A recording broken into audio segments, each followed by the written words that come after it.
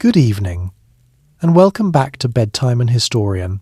Hey guys, tonight we're drifting back to a time when life was full of strict rules for most folks, yet a few dared to break every one of them and sail straight into trouble on the open sea. We're following the story of Anne Bonny, a woman whose short time as a pirate in the early 1700s turned her into one of the most talked about figures from that wild era of Caribbean buccaneers.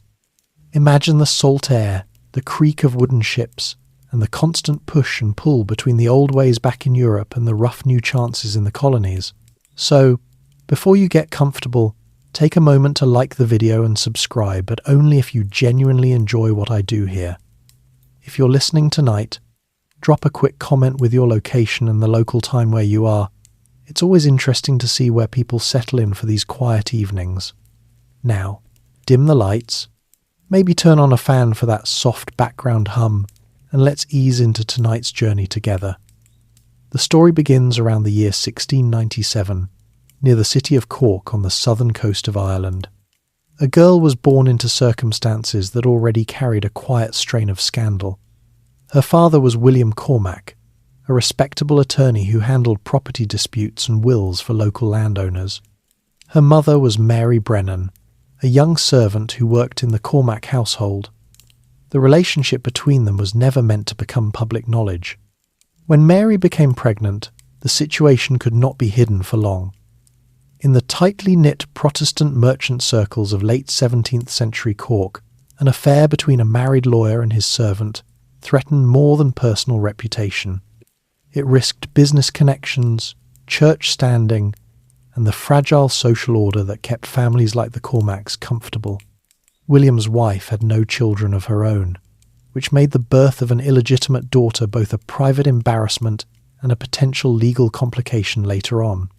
To manage the gossip, the household arranged for Mary and the infant to be cared for away from the main residence.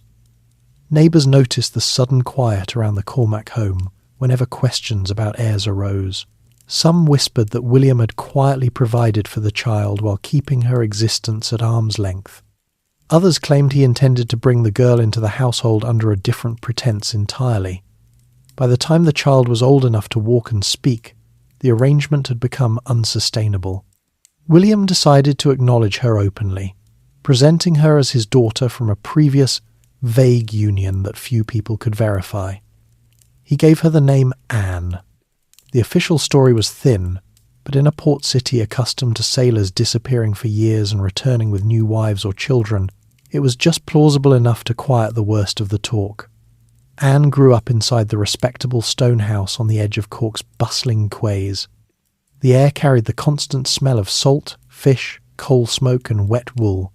Ships unloaded barrels of butter, hides and linen, while others loaded with salted beef and passengers bound for the colonies. Servants moved through the narrow streets carrying baskets of bread and peat. Anne would have heard Irish spoken in the markets and English in her father's study. Her early years passed in the ordinary rhythm of a prosperous but watchful household. Mary Brennan remained close, tending to Anne's needs and teaching her the small domestic skills expected of a girl in that position: sewing, reading simple prayers, helping with kitchen tasks. William made sure Anne received lessons in writing and basic sums, so she would not grow up entirely uneducated. Yet the undercurrent of her origins never quite disappeared. Servants sometimes spoke more freely when they thought no one important was listening, and children in the neighbourhood occasionally repeated the sharper versions of the story they had overheard. Anne learned early to carry herself with a certain guarded calm. She preferred watching the ships from the windows or the quayside rather than joining the games of other girls her age. The sight of sails filling with wind and the slow creak of ropes against masts stayed with her longer than stories of needlework or proper behaviour. Around 1701 or 1702, when Anne was 4 or 5, the pressure in Cork became too great. William's legal practice suffered as clients quietly took their business elsewhere. The scandal, though old, still lingered in the memory of people who mattered. He began making plans to leave Ireland altogether. The American colonies, particularly the Carolinas, were attracting settlers with promises of land and new starts. William had contacts among merchants already trading there.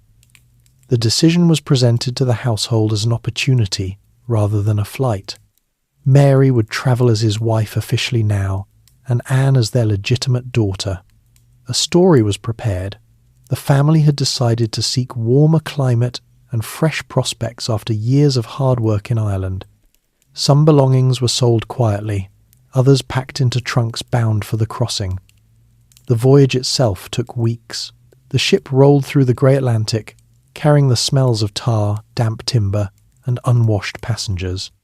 Anne, still small, spent long hours below deck when the weather turned rough, listening to the groan of the hull and the muffled shouts of the crew. Mary stayed close, steadying her when seasickness struck. William spent much of the time on deck, speaking with the captain and other passengers about land grants and trade possibilities.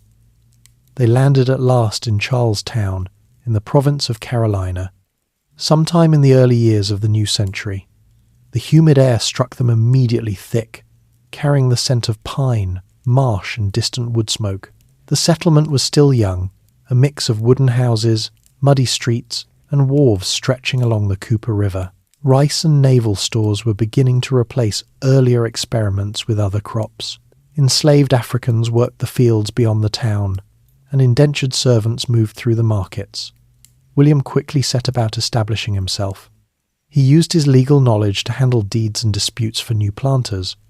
Within a few years he had acquired land and begun building a modest plantation. The family moved into a larger house with a wide porch and shutters against the heat. Anne, now 7 or 8, explored the sandy paths and watched small boats gliding past on the river. The change was complete. In Cork they had lived under the weight of old gossip. Here, few people knew their past. William's status rose steadily. He joined the local vestry and became a figure of quiet influence among the growing planter class. Mary adapted to the role of wife in a new society, managing the household and the small staff that included both free and enslaved workers. Anne moved through these years with the same watchful attention she had always shown. She noticed the differences, the slower pace of speech, the heavier reliance on rice and corn instead of oats and potatoes, the constant presence of mosquitoes and the need for netting over beds at night. She learned to ride, the small horses kept for plantation work, sitting astride rather than side saddle when no one was watching. The household observed the customs of the Church of England. Sundays meant services in the wooden church, followed by quiet afternoons. Anne sat through the long sermons, her mind often drifting to the river and the ships that still came and went from the harbour. Even in this new life, the sea remained close visible from the upper windows, audible in the calls of gulls and the creak of rigging carried on the breeze. Yet the sea that now remained close in this new Carolina life reminded the family daily of the crossing that had been their escape from the intense social backlash in Ireland. William Cormac had watched his once solid position as an attorney in court crumble under the weight of public disapproval. The affair with Mary Brennan had been tolerated in private, but once the birth became impossible to hide, the merchant families who supplied his clients began to withdraw their business one by one. Church wardens made quiet inquiries about the moral fitness of his household, and several long-standing contracts for land surveys were quietly reassigned to other lawyers. Even the servants in neighbouring homes began to refuse errands to the Cormac door. To leave without drawing further attention, William arranged a careful sequence of steps. The family first travelled north to a small port town in England under the pretence of visiting relatives for health reasons. They spent nearly a month there, staying in modest lodgings and letting local talk spread that they were a respectable couple seeking warmer climates after years of Irish damp. This short stay allowed them to board a larger vessel leaving from a busy English quay rather than the familiar Cork docks, where their names might still have raised eyebrows. The trunks were labelled with a simple family name, and the story they carried was that of a routine relocation prompted by opportunity in the colonies. The Atlantic crossing stretched over 7 weeks of rolling grey water and cramped quarters below deck. Young Anne, barely 5 at the time, spent most days clinging to her mother's side while the ship pitched through heavy swells. The air below was thick with the smell of bilge water, salted pork, and the unwashed clothes of dozens of other passengers. Meals came as hard biscuit and thin stew ladled from a shared pot, and fresh water was rationed so strictly that everyone learned to sip slowly. When storms struck, the crew lashed the hatches shut and the passengers lay in their narrow bunks listening to the timber groan and the waves crash overhead. Mary kept Anne occupied with simple counting games and quiet songs in Irish, anything to distract from the constant motion and the fear that the hull might give way. William spent his hours on deck when weather permitted, talking with the captain about trade routes and the price of rice in Carolina, gathering whatever scraps of information he could to prepare for the life ahead. Landing at last in Charlestown brought an immediate rush of new sensations. The air felt heavier and warmer, carrying the sharp scent of marsh mud and pine resin. The wooden wharves were crowded with barrels of naval stores and bales of cotton, while small boats ferried goods up the Cooper River. The family stepped ashore with only the belongings that had survived the voyage, their clothes stiff with salt. For the first weeks, they rented a single room in a boarding house near the market square, where enslaved workers carried water and firewood past the door each morning. William used his remaining savings and letters of introduction to secure a small plot of land outside town. He began filing simple deeds for other planters, slowly rebuilding the network he had lost in Cork. Mary adapted quickly to the household routines of the colony. She learned to cook with cornmeal instead of oats, boiling it into thick porridge sweetened with molasses that the family ate at a rough pine table. Clothing changed too. Lighter linens replaced the heavy wool of Ireland, and wide-brimmed hats became necessary against the glaring sun. Anne, still small, followed her mother through the sandy yard, watching the enslaved field hands move between rows of young rice plants. The plantation house they eventually built was modest, one story with a broad porch raised on brick pillars to catch any breeze. Inside, the rooms smelled of fresh-cut cedar and the smoke from the cooking hearth. The political and social forces of the young colony shaped every part of their adjustment. Carolina was still recovering from earlier conflicts with the Spanish to the south and the native tribes to the west. Governor Moore had recently led expeditions that brought back captured Indians sold into slavery, and the trade in enslaved Africans was expanding rapidly to meet the demand for rice cultivation. William kept his opinions measured in public, focusing instead on drafting clear contracts that protected the small planters against larger landowners. He joined the local militia drills on Saturdays, marching with other men in the dusty square while Anne watched from the shade of a live oak. The family attended services in the wooden Anglican church, where sermons reminded everyone of the need for order in a frontier settlement. Inside the household, the memory of the Irish scandal lingered in small, unspoken ways. William spoke less freely at meals, choosing his words with the caution of a man who had once lost everything to gossip. Mary carried herself with a quiet dignity, managing the few servants and the kitchen garden with steady hands that showed no sign of the strain she had endured. Anne sensed the careful distance between her parents and the world outside. She noticed how her father paused before answering questions about their past, how her mother glanced toward the door whenever visitors arrived. These habits became part of daily life without ever being named. As the months turned into years, the plantation began to produce its first modest harvests. Rice fields flooded and drained according to the tides, and the family stored the surplus in wooden sheds beside the river. Anne, now 8, helped carry water to the workers and learned the rhythm of the seasons, planting in spring, weeding through the humid summer, harvesting before the autumn storms. She developed a habit of slipping away to the riverbank whenever the work slowed, sitting on a fallen log to watch the small trading sloops pass. The water was brown and slow-moving, nothing like the crashing waves of the Atlantic crossing, but it still pulled at her attention. The culture of the colony mixed English traditions with practical adaptations. Sundays remained quiet, with long sermons followed by simple meals of roasted chicken and cornbread. Evenings often ended with stories told around the hearth about earlier settlers who had survived Indian raids or hurricanes. William kept account books by candlelight, recording every bushel and every shilling, determined that the new start would not slip away. Mary taught Anne basic sewing and reading, using a worn primer brought from Ireland. The girl's fingers grew calloused from helping in the garden, and she began to carry herself with the same guarded watchfulness her parents had developed during the difficult years of transition. Social ranks in Charlestown were still fluid, but clear lines existed between the planter families and the labourers. The Cormacs occupied a middle ground, respectable enough to be invited to occasional dinners, but not wealthy enough to host them. William's legal skills earned him steady work, yet the shadow of their origins meant they never spoke openly about the past.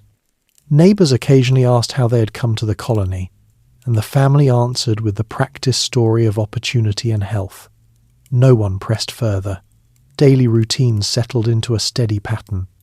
Breakfast was corn porridge with a bit of salt pork.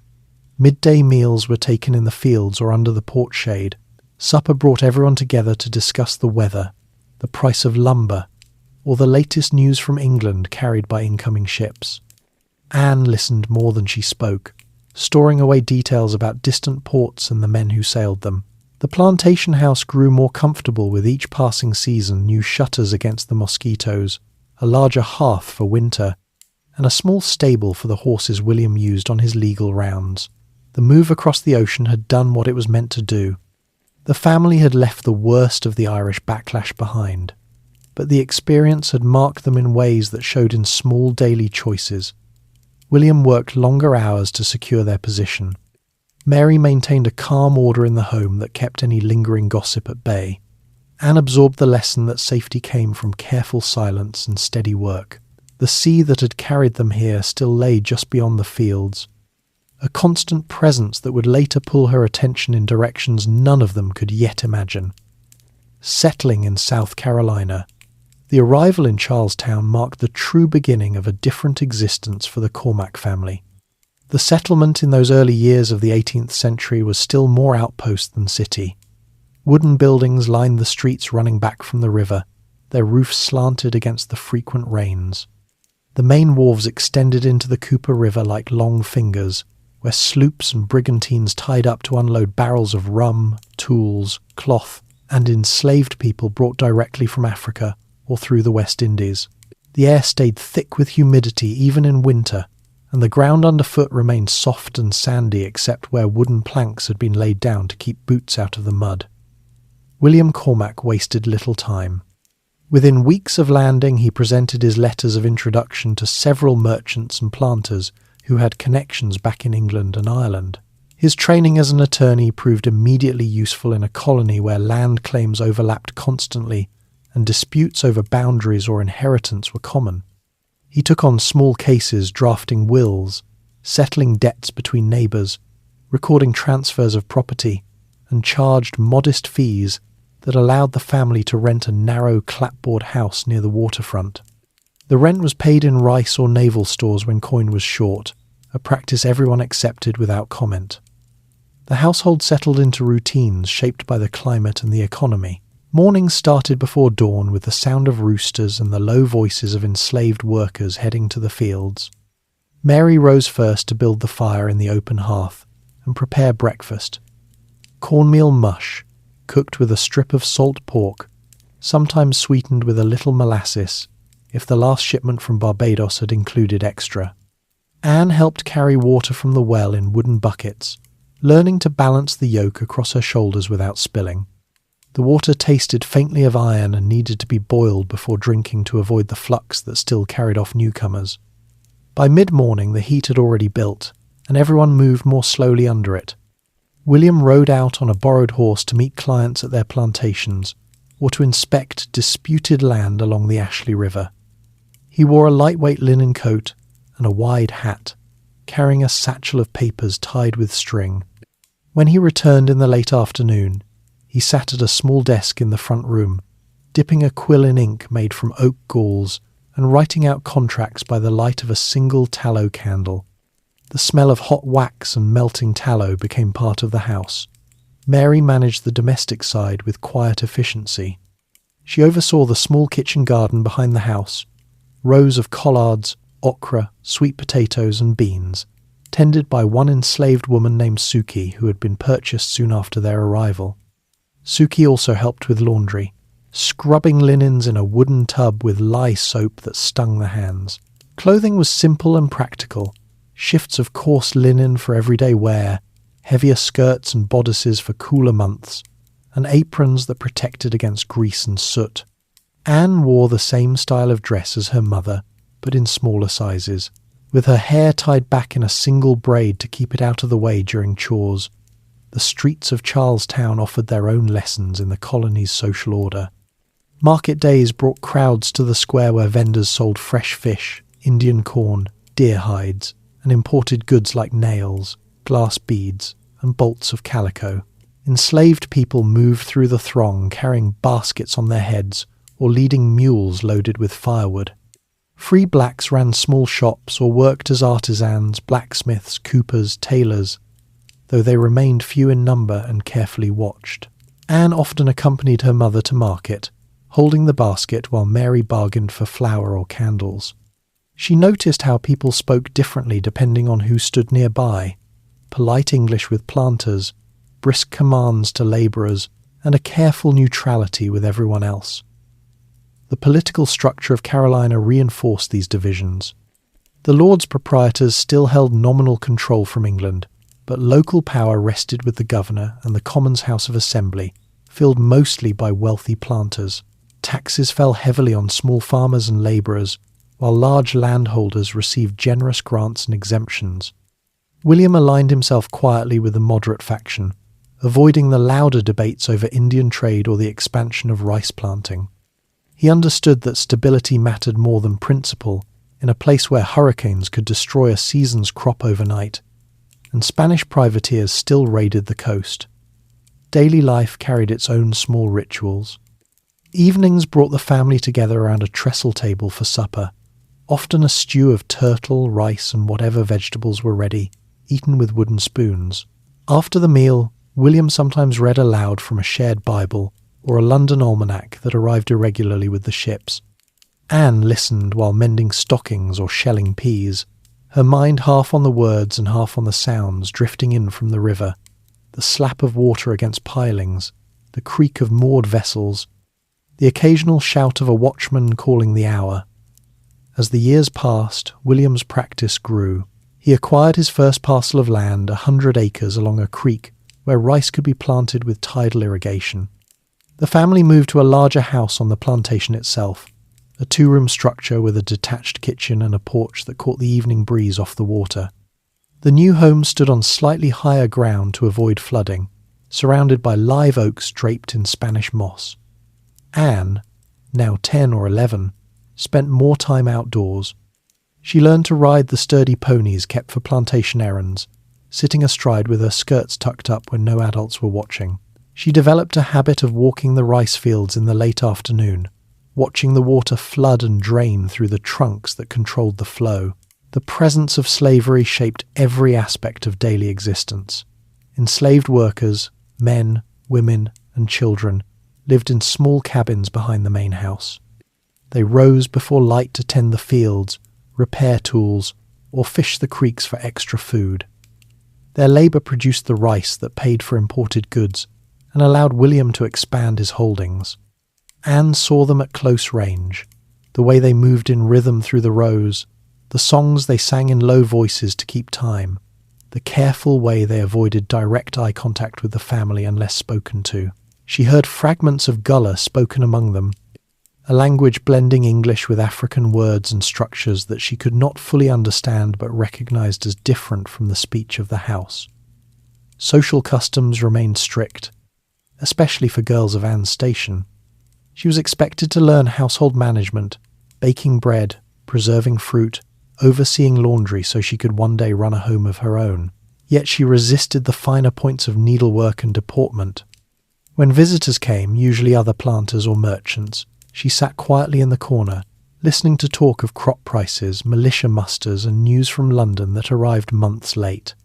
The conversations rarely included her, but she absorbed the undercurrents. The fear of Spanish incursions, the tension over runaway slaves heading south to Spanish Florida, the constant calculation of profit against weather and disease. Through all of this, the sea stayed near. Charlestown remained a port first and foremost.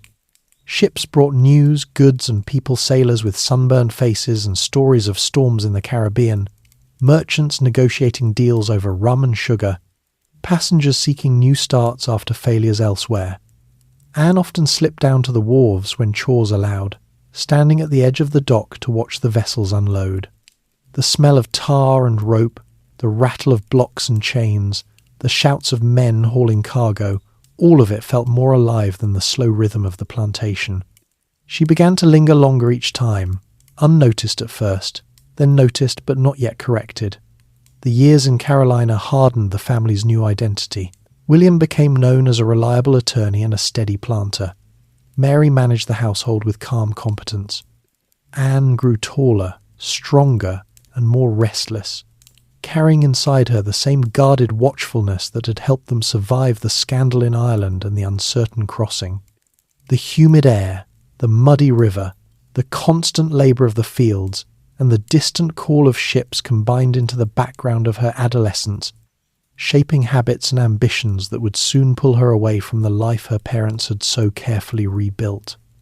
Mother's death and fiery youth Mary, Brennan's health began to fail gradually in the summer of 1709. She was then in her early 30s, worn down by the years of adjustment to Carolina's climate, the constant work of managing a growing household, and the lingering effects of the Atlantic crossing that had never fully left her body. At first the symptoms seemed ordinary persistent fatigue, a dry cough that worsened at night, occasional fevers that came and went with the humid weather. The family doctor, a Scotsman who rode out from Charlestown once a month, prescribed rest, willow bark tea, and lighter duties. Mary tried to follow the advice, but the plantation could not pause. Rice planting demanded attention through the hot months, and the kitchen garden still needed tending. By early autumn, the cough had deepened into something more serious. She lost weight steadily, her cheeks hollowed, and her breathing grew laboured even when sitting still. William arranged for her to be moved to the cooler upper room of the house, away from the hearth smoke and the dust raised by field work. Anne, now 12, took over many of her mother's tasks, carrying meals upstairs, changing the linens soaked with night sweats, sitting beside the bed to read aloud from the family Bible when Mary could not sleep. The room smelled of vinegar-soaked cloths used to cool her forehead, and the faint metallic scent of blood she sometimes coughed into a basin. Mary died in late November. On a clear night when the moon hung low over the river, the end came quietly. She simply stopped breathing while Anne held her hand. William stood at the foot of the bed, silent, then turned to make arrangements with the neighbours who had come to help. A simple pine coffin was built in the barn by one of the carpenters, and the burial took place the next afternoon in the small family plot behind the live oaks. No large gathering, only the household, a few nearby planters, and the minister who read the burial service from the Book of Common Prayer. The ground was soft from recent rain, and the shovel work left dark streaks on the men's shirts. Anne stood apart during the service, watching the dirt fall in small clumps onto the lid. She felt the loss in stages. First, the immediate absence, the empty chair at the table, the quiet kitchen without Mary's steady movements. Then the deeper realization that the one person who had known her entire story, from the Cork scandal onward, was gone. William tried to fill the gap by keeping routines strict. Meals continued at the same hours, chores were assigned clearly, and he spoke to Anne in the same measured tone he used with the field hands. But the house felt larger and emptier. Suki and the other enslaved workers moved more carefully around Anne, sensing the change without being told. Grief settled into Anne differently than it did for her father. William buried himself in work, longer hours on legal papers, more frequent rides to Charlestown, extra attention to the rice yields. Anne turned outward. She began spending more time away from the house, riding the small mare named Bess along the plantation paths and out toward the river. She rode astride, skirts hiked up to her knees, hair loose under a wide hat. The motion of the horse, the wind against her face, the steady rhythm of hooves on packed earth gave her something to focus on. Besides the silence at home, she developed a habit of stopping at the wharves whenever she reached town. The docks were busier now, with more ships arriving as Carolina's trade grew. She stood among the barrels and coils of rope, watching sailors unload cargo, crates of sugar, casks of rum, bolts of cloth dyed bright indigo. She listened to their talk. Complaints about short rations, boasts about storms survived, stories of ports in Jamaica and the Bahamas where men made quick money and spent it faster. The language was rougher than anything she heard at home, full of swearing and quick laughter, and she absorbed it without flinching. Back at the plantation, her behaviour began to draw notice. She argued with the overseer over small matters, how the horses were fed, which fields needed draining next, using words she had picked up at the docks.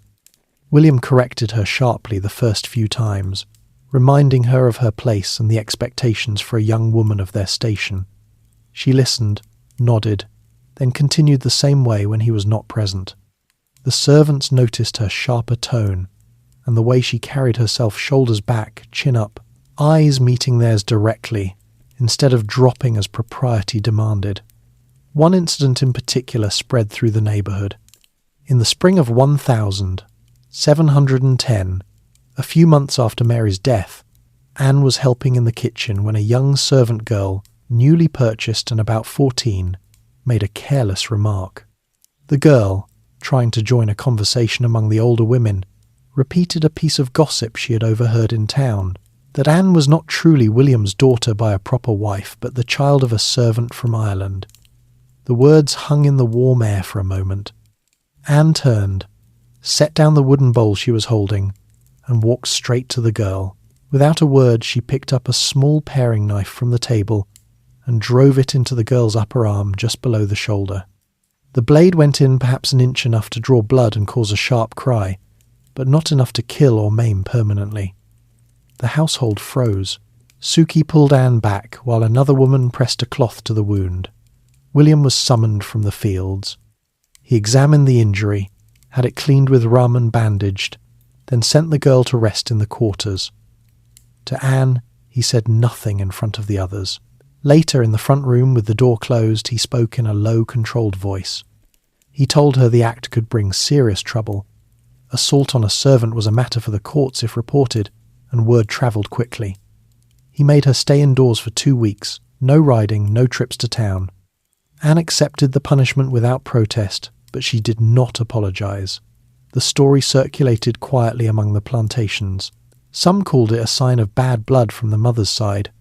Others said the girl had been insolent and got what she deserved. No formal complaint was ever made. William, standing as an attorney and planter, helped keep the matter contained. But the incident marked a shift. Anne became known as quick-tempered, someone not to cross lightly. Neighbours watched her more closely when she passed on the road, and the servants spoke to her with extra caution. Through her 13th and 14th years she grew taller and stronger. Her hands, already calloused from garden work, developed new toughness from handling reins and saddles. She kept her hair braided tightly but let strands escape when riding alone. She read whatever books came into the house, mostly religious tracts and almanacs, but preferred the few travel accounts William brought back from Charlestown. She studied the maps folded inside them, tracing coastlines with her finger, memorizing names like Nassau, Port Royal, Havana. William tried to guide her toward a more conventional path. He spoke of suitable matches, sons of neighbouring planters, young clerks in town, men who could offer stability and land. Anne listened politely but gave no encouragement. She had seen the lives of the women around her, endless household management, childbirth, the slow narrowing of days into routine. The idea of that future felt confining, like a door closing. The docks remained her escape. She began slipping away more often, sometimes staying until dusk when the lanterns were lit on the ships and the sailors sang work songs while stowing gear. She asked questions when she could: how long a crossing to the Bahamas took, what the islands looked like, whether women ever sailed on those vessels. The answers varied. Some men laughed, others shrugged and said the sea was no place for ladies, but she kept asking. Inside, the restlessness grew. Grief for her mother had hardened into something else, a steady determination to choose her own direction. She felt the weight of expectations, her father's plans, society's rules, the careful life rebuilt after Ireland and pushed against it. The sea, visible from every high point on the plantation, offered the clearest alternative. Not yet a plan, but a pull that strengthened with each passing month. Rebellion against expectations. Anne reached her 16th year in 1713 with a clear sense that the life laid out for her no longer fit. William Cormac had begun speaking more frequently about marriage prospects. He mentioned names during supper: Thomas Fenwick, the son of a neighbouring rice planter whose fields bordered theirs to the north, or young Mr. Rutledge, recently arrived from England with a small inheritance and ambitions to enter the legal trade under William's guidance. These conversations were presented as practical discussions: land that could be joined, alliances that would strengthen the family's position in the growing colony, security for a daughter who would one day need a household of her own. Anne responded with short nods and brief answers. She understood the logic. Carolina's planter society rewarded careful marriages. Women who married well gained access to more slaves, larger acreage, and social invitations to the governor's house in Charlestown. Yet each mention of a suitor tightened something inside her. She pictured the years ahead: mornings spent directing house slaves, afternoons overseeing sewing circles, evenings hosting dinners where men talked crops and politics while women managed polite smiles. The image felt like a slow suffocation. She began spending less time in the house during daylight hours. After morning chores, milking the few cows kept for the family's use, sweeping the wide porch, helping Suki prepare the midday meal, she would saddle Bess and ride out along the creek paths. The mare knew the routes by heart: narrow trails through pine woods where sunlight filtered in long shafts, past stands of cypress draped in moss, down to the brackish edges where the river met the sea. Anne rode without a side saddle, legs gripping the horse's sides, skirts bunched at her waist. The freedom of movement, the wind pulling at her braid, the absence of watching eyes gave her a temporary release from the weight of expectation. The port of Charlestown drew her most often. The town had grown noticeably since their arrival a decade earlier. New brick warehouses lined the waterfront, their upper stories used as counting houses. Taverns clustered near the docks, low wooden buildings with signs painted in faded red and gold, where sailors and merchants mixed with local tradesmen. Anne tied Bess to a post outside one of the quieter ones, the Blue Anchor, and slipped inside when the crowd was thin. She sat in a corner near the open window, nursing a small mug of small beer, and listened. The talk inside carried the pulse of the wider world. Men spoke of the Treaty of Utrecht, signed the previous year, which had ended the long war with Spain and France. Privateering commissions had dried up overnight. Ships once licensed to prey on enemy vessels now faced unemployment, or the choice to turn pirate outright. Captains grumbled about reduced trade, while others boasted of quick runs to the Bahamas where law was thin and opportunities thick. Anne absorbed the details without interrupting. The names of vessels, the routes through the Windward Passage, the prices fetched for captured cargo in Nassau or Port Royal. She asked questions when the moment felt safe, usually to an older sailor nursing his own drink alone. How long did a sloop take to reach New Providence? What sort of men crewed those ships? Were there rules aboard, or did each captain make his own? The answers came gruff but patient. A good captain shared spoils fairly, they said. A bad one kept everything and risked mutiny. Women rarely sailed, though a few had crossed as passengers or disguised servants. The idea lodged in her mind without fanfare. Back at the plantation, tensions mounted. William noticed her absences and the salt stains on her skirts from dockside spray. He questioned her sharply one evening after she returned late, hair tangled and cheeks flushed from the ride. She answered that she had been checking the fences along the creek, a believable excuse since storms had recently toppled several posts. He accepted it, but warned her against wandering too far. The roads were not always safe, with runaway slaves and deserters moving through the woods. Anne kept her routine. She developed small habits that marked her growing independence. Keeping a short knife tucked into her boot, learned from watching field hands sharpen theirs. tying her hair in a practical knot instead of the neat coils expected of young ladies, practicing knots with scraps of rope she brought home from the docks, bowlines, clove hitches, sheet bends until her fingers moved automatically. These were quiet acts of preparation, done in the privacy of the stable or her small bedroom under the eaves. Social events became another point of friction. William arranged for her to attend a series of dinners and assemblies in Charlestown gatherings, where eligible daughters were displayed like goods at market. She went, when required, dressed in the best linen gown the household possessed, hair pinned with borrowed combs. At the tables she sat straight-backed and spoke when spoken to, but her answers were brief and her eyes drifted toward the windows overlooking the harbour. Other girls her age chatted easily about needlework patterns or the latest London fashions carried on incoming ships. Anne found little to add. When dancing began after supper, she joined the sets with mechanical steps, her mind elsewhere. One such evening in the spring of 1714 stood out. The gathering was at the home of a wealthy merchant on Meeting Street. The rooms were lit with wax candles, the air thick with perfume and tobacco smoke. Anne wore a borrowed gown of pale blue silk, tight at the waist and heavy with petticoats. During the interval between dances, a young clerk, polite, well-spoken, clearly interested, approached her with compliments on her grace and questions about plantation life. She answered courteously but without warmth. When he pressed for a second dance, she excused herself, claiming the heat, and slipped out to the veranda. Alone in the dark, she leaned against the railing, breathing the cooler air off the river. Lanterns bobbed on anchored ships, and faint singing carried from a nearby tavern. The contrast struck her sharply. Inside the ordered world of candlelight and polite conversation, outside the rough, moving world of water and wind.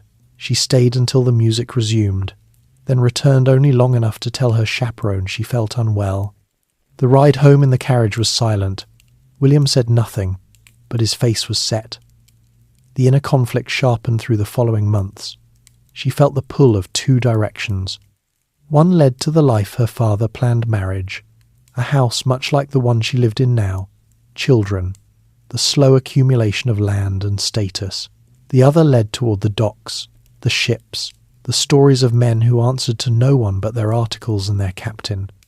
The second path carried risks she could name: disease, storms, capture by the navy, betrayal by a crew, but it also offered motion, choice, the absence of fixed roles.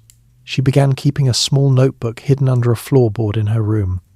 In it, she jotted fragments, names of vessels she had seen tied up, distances between ports mentioned in conversation, rough sketches of rigging copied from sailors' idle drawings on barrel staves.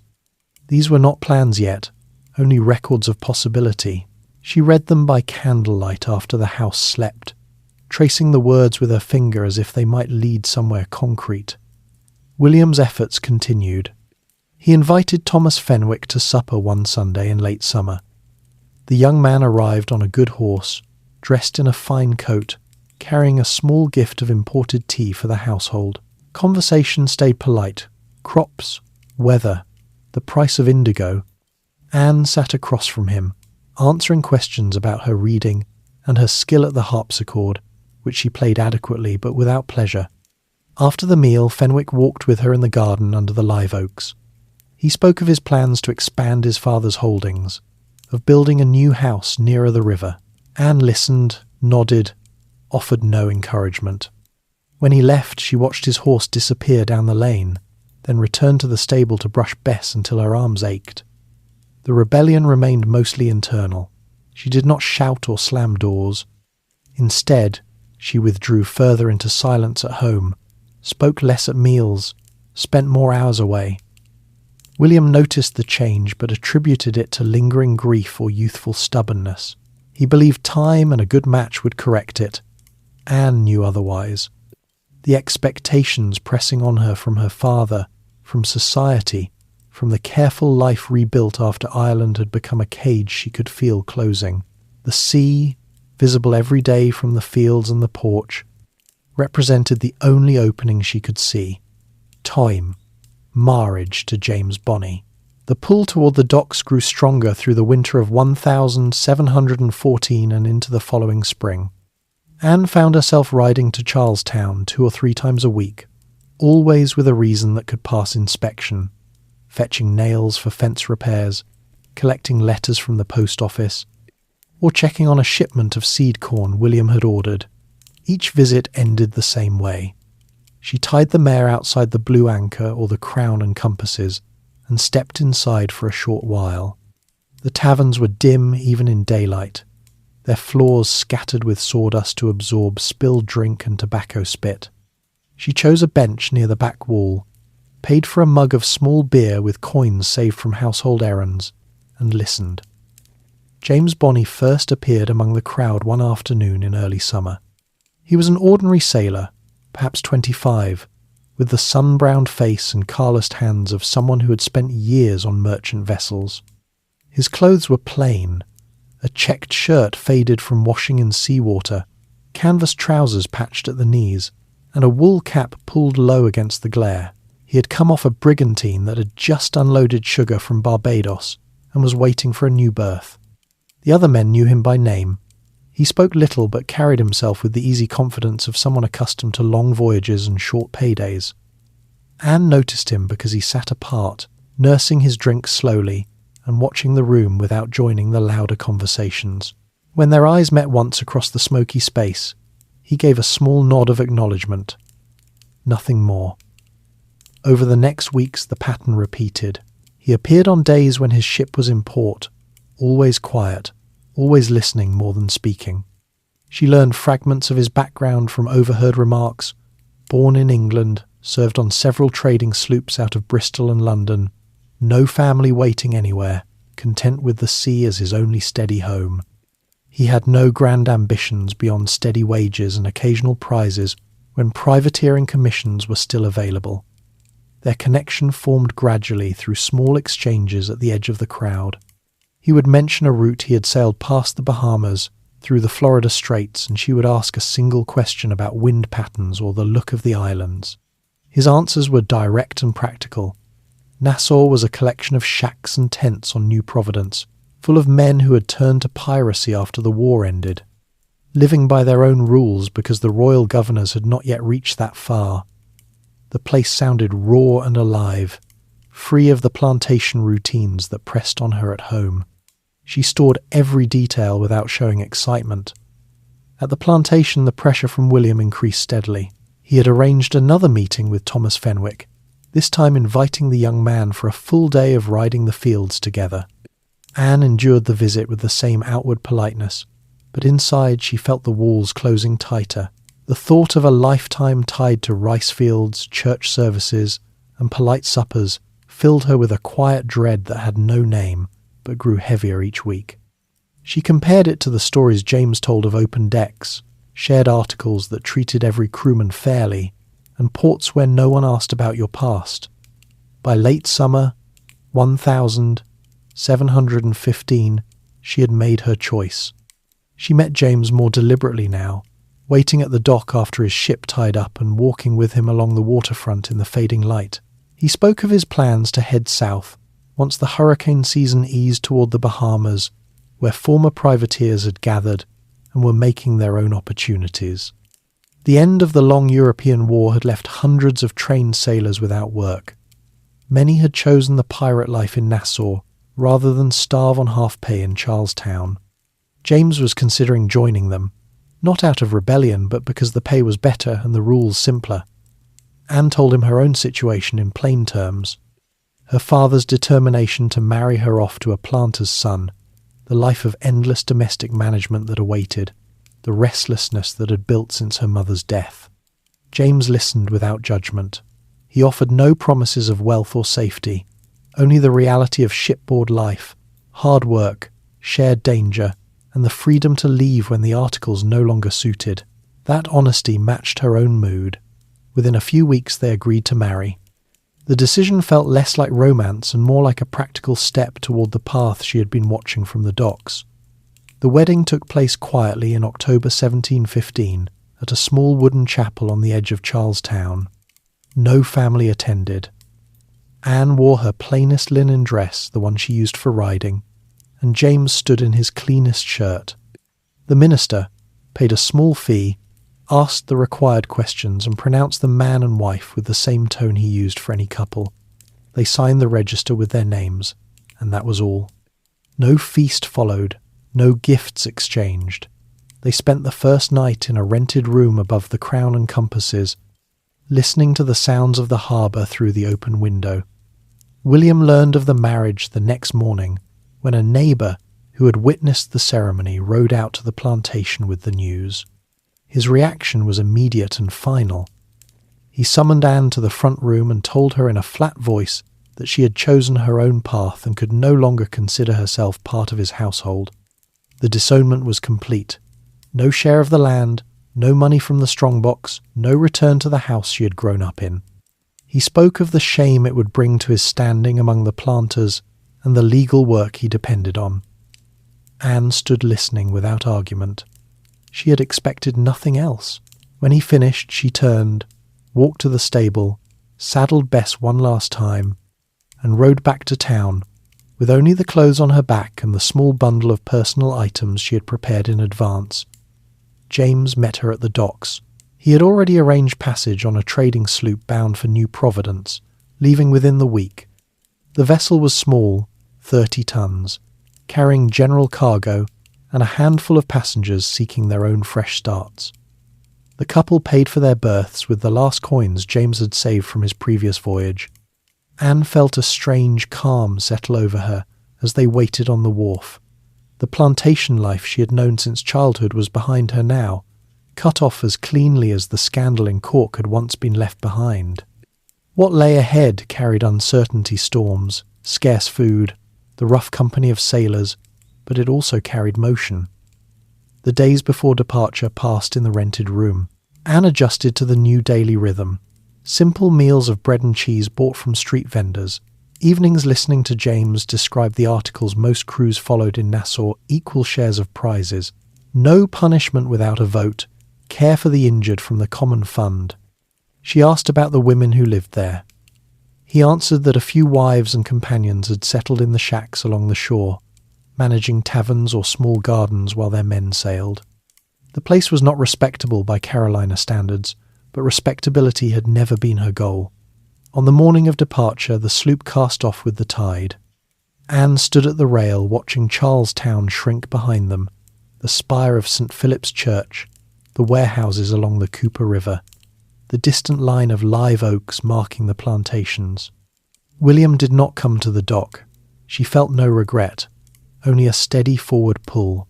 James remained beside her, pointing out familiar landmarks as they cleared the harbour mouth and the open sea opened ahead. The voyage south took nearly 3 weeks.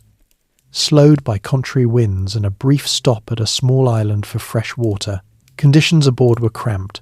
Passengers slept on deck when weather allowed. Meals were salt pork and hard biscuit softened in rum water, and the constant roll of the hull tested balance.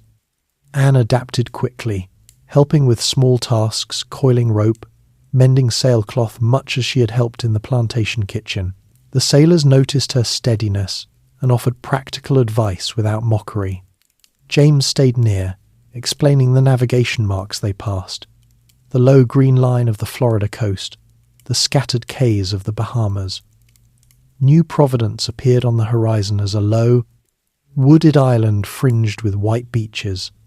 Nassau itself was a rough settlement, clustered around a natural harbour, protected by a shallow bar that kept larger warships out. Wooden huts and canvas tents spread along the shore. A few stone buildings near the centre served as storehouses and taverns. Smoke rose from cook fires, and small boats moved constantly between anchored vessels. The air carried the mixed smells of wood smoke, fish, rum, and drying sails. This was the notorious pirate settlement that had grown after the Treaty of Utrecht. Hundreds of men who had once held privateering commissions, now operating outside any king's law, choosing their captains by vote and dividing spoils according to simple articles. James and Anne stepped ashore with their few belongings. They found lodging in a small shack near the water. rented from a former quartermaster who had lost a leg in an earlier fight. The floor was packed sand, the roof thatched with palm leaves, and the single window looked straight onto the harbour. Anne set about making the space livable, sweeping the sand, hanging a hammock for sleeping, arranging their cooking pot and water bucket. James spent the first days seeking a berth on one of the sloops preparing to sail. The settlement operated on its own rhythm. Crews gathered at taverns to sign articles. Ships departed on rumours of rich merchant traffic in the Windward Passage and returned with holds full of sugar, cloth, or coin. For Anne, the move marked the end of one chapter and the clear beginning of another. The disownment from her father had severed the last tie to the planter world she had grown up in. Nassau offered no guarantees food could run short when prizes were scarce. Disease moved through the crowded huts, and the British authorities in Jamaica were already sending warnings about the growing pirate presence. Yet the daily sights and sounds matched the restlessness she had carried since childhood. Sails filling with wind, men planning voyages by consensus, the sea stretching outward in every direction. James settled into the routine easily, his quiet competence fitting the loose order of the place. Anne felt the same quiet competence rising in herself, ready for whatever the next weeks would bring. Move to the Bahamas. The first weeks in Nassau passed in a steady rhythm of small adjustments that turned the rough settlement into something familiar. The shack Anne and James rented sat on a narrow strip of sand just above the high tide line, its palm thatch roof leaking during the short afternoon showers that came almost every day. Inside, the single room held only the hammock they shared, a low table made from a salvaged hatch cover, and a clay pot for cooking over an open fire pit outside. Anne swept the packed sand floor each morning with a bundle of dried palm fronds, then walked the short distance to a communal well to fill the water bucket. The water tasted brackish, but was safer than the open barrels left standing in the sun. The streets of Nassau were little more than wide sandy paths worn down by bare feet and cartwheels. They wound between clusters of huts built from driftwood, canvas, and whatever planks could be scavenged from broken ships. No formal plan guided the layout. Men simply claimed a spot, drove stakes, and raised walls. Taverns stood every 50 yards or so, open-sided structures, with thatched roofs and long benches where crews gathered between voyages. The largest, called the Fortune or the Black Dog, depending on who owned it that month, stayed open from first light until the last man staggered out. Rum flowed from shared casks, served in coconut shells or dented tin mugs. Anne learned quickly to move through these places with purpose, carrying a small basket of bread or fruit she bought from the few women who kept garden patches behind their huts. She kept her eyes forward and her voice low, but she listened to every conversation.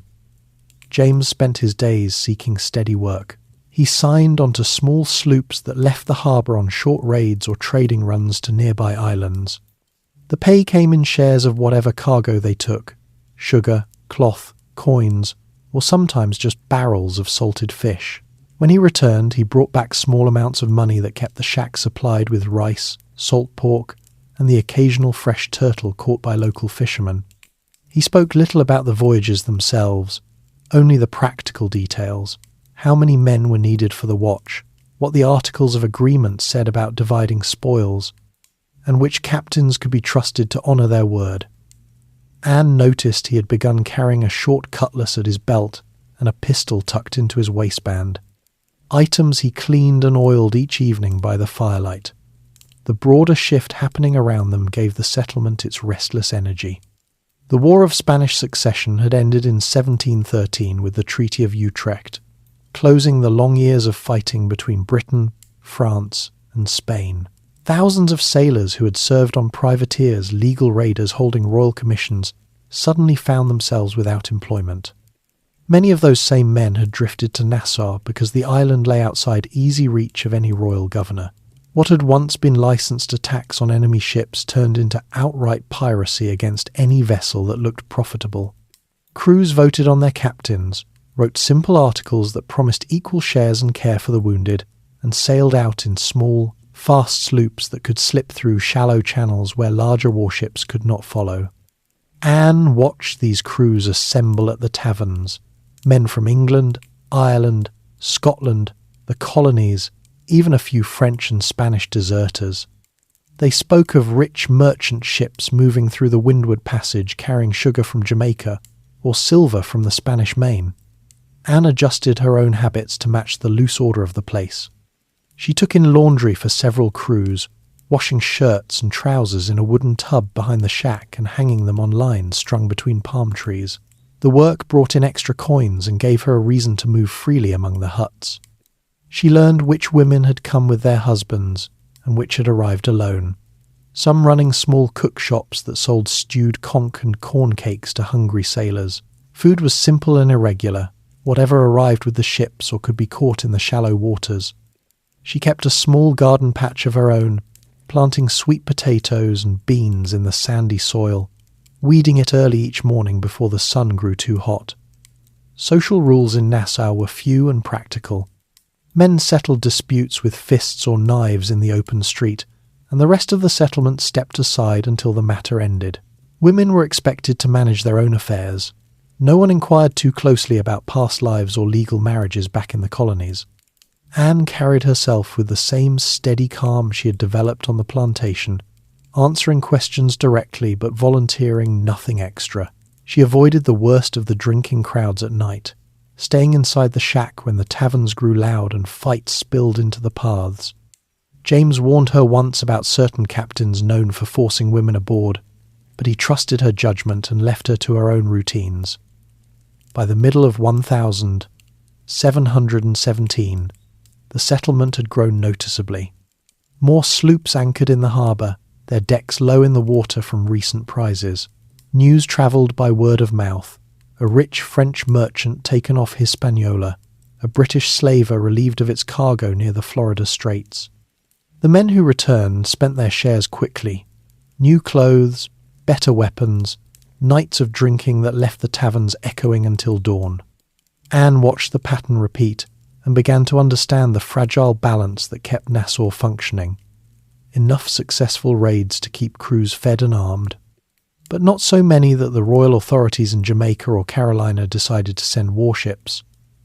James's work changed in the spring of 1718, when a new governor arrived from England. Woodes Rogers, a former privateer himself, had been sent with a royal commission to restore order in the Bahamas. He brought a small squadron of warships and a clear mandate to offer pardons to pirates who surrendered, or to hang those who refused. The settlement reacted in waves. Some crews accepted the pardon and turned to legitimate trade, others slipped away to more remote cays, and a few openly defied the new authority. James saw opportunity in the shift. He began carrying messages between Rogers's headquarters in the half-finished stone fort and certain captains who wanted to negotiate terms without losing face. The work was quiet slips of paper passed at night, brief meetings in back rooms of taverns, and it paid better than crewing a sloop. Anne asked few questions. She understood that survival in Nassau now required careful alignment with whoever held the strongest hand at any given moment. The streets took on a different tension under the new governor. Rogers posted notices offering full pardons for those who swore loyalty to the king and gave up piracy. Some men burned the papers in public. Others quietly lined up at the fort to sign their names. Taverns that had once echoed with boasts now carried cautious conversations about who could be trusted and who might inform on the rest. Anne continued her laundry work and garden patch, but she moved more carefully, noting which faces disappeared and which new officials walked the paths with armed escorts. James returned from his meetings with small amounts of coin and occasional news. A pardon accepted here, a sloop seized there. He kept his role as informant private, speaking of it to Anne only in low tones after dark when the harbour was quiet. Daily life settled into a new balance. Mornings still began with the water bucket and the garden. Afternoons brought the steady rhythm of washing and mending. Evenings, when James was home, they ate simple meals of fish stew and cornbread beside the fire pit, listening to the waves and the distant voices from the taverns. The end of the war had turned the entire region into a place where former privateers tested the limits of law, and Nassau stood at the centre of that testing. Anne felt the change in the air, less open celebration, more guarded movements, but she also felt the same steady forward motion that had carried her from Carolina. The settlement offered no guarantees of safety or wealth, yet it allowed choices that the plantation life had never permitted. James's new work with Rogers added another layer of quiet calculation to their days, a practical response to the tightening grip of authority that was slowly closing around the pirate world they had joined. Encounter with Calico Jack. The arrival of John Rackham in Nassau changed the daily atmosphere of the settlement in subtle but noticeable ways.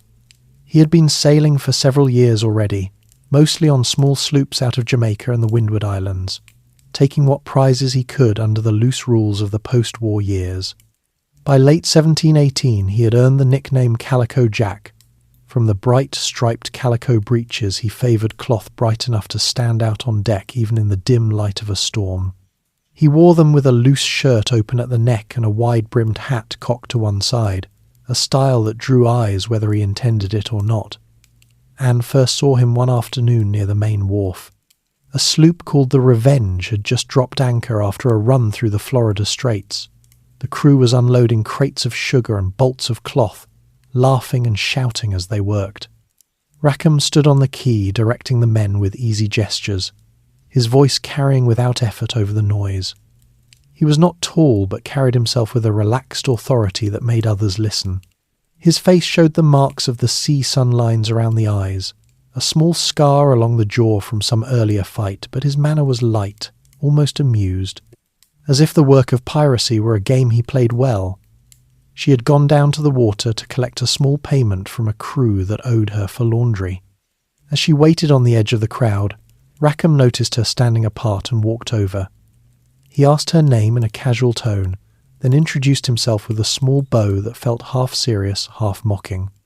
The conversation stayed brief. He commented on the heat, asked how long she had been in Nassau, and mentioned that he liked the look of the settlement now that Rogers had started building a proper fort. Anne answered plainly, without elaboration. She noticed his eyes lingered a moment longer than necessary, but he said nothing more and returned to his men. The encounter repeated over the following weeks. Rackham's sloop stayed in harbour longer than most, undergoing repairs to the hull and rigging after scraping a reef during the last voyage. He spent evenings in the larger taverns, buying rounds for whoever sat nearby and telling stories of narrow escapes and rich hauls with a storyteller's timing. Anne began to appear at those same places more often, sitting at a side table with a mug of watered rum, listening from a distance. She did not join the circles around him directly. Instead, she let the conversations drift her way through the open-sided walls. Rackham noticed her presence each time. He would catch her eye across the room and raise his mug in a quiet salute before returning to his tale. Once he sent a boy over with a fresh coconut shell of punch, saying it was compliments of the captain.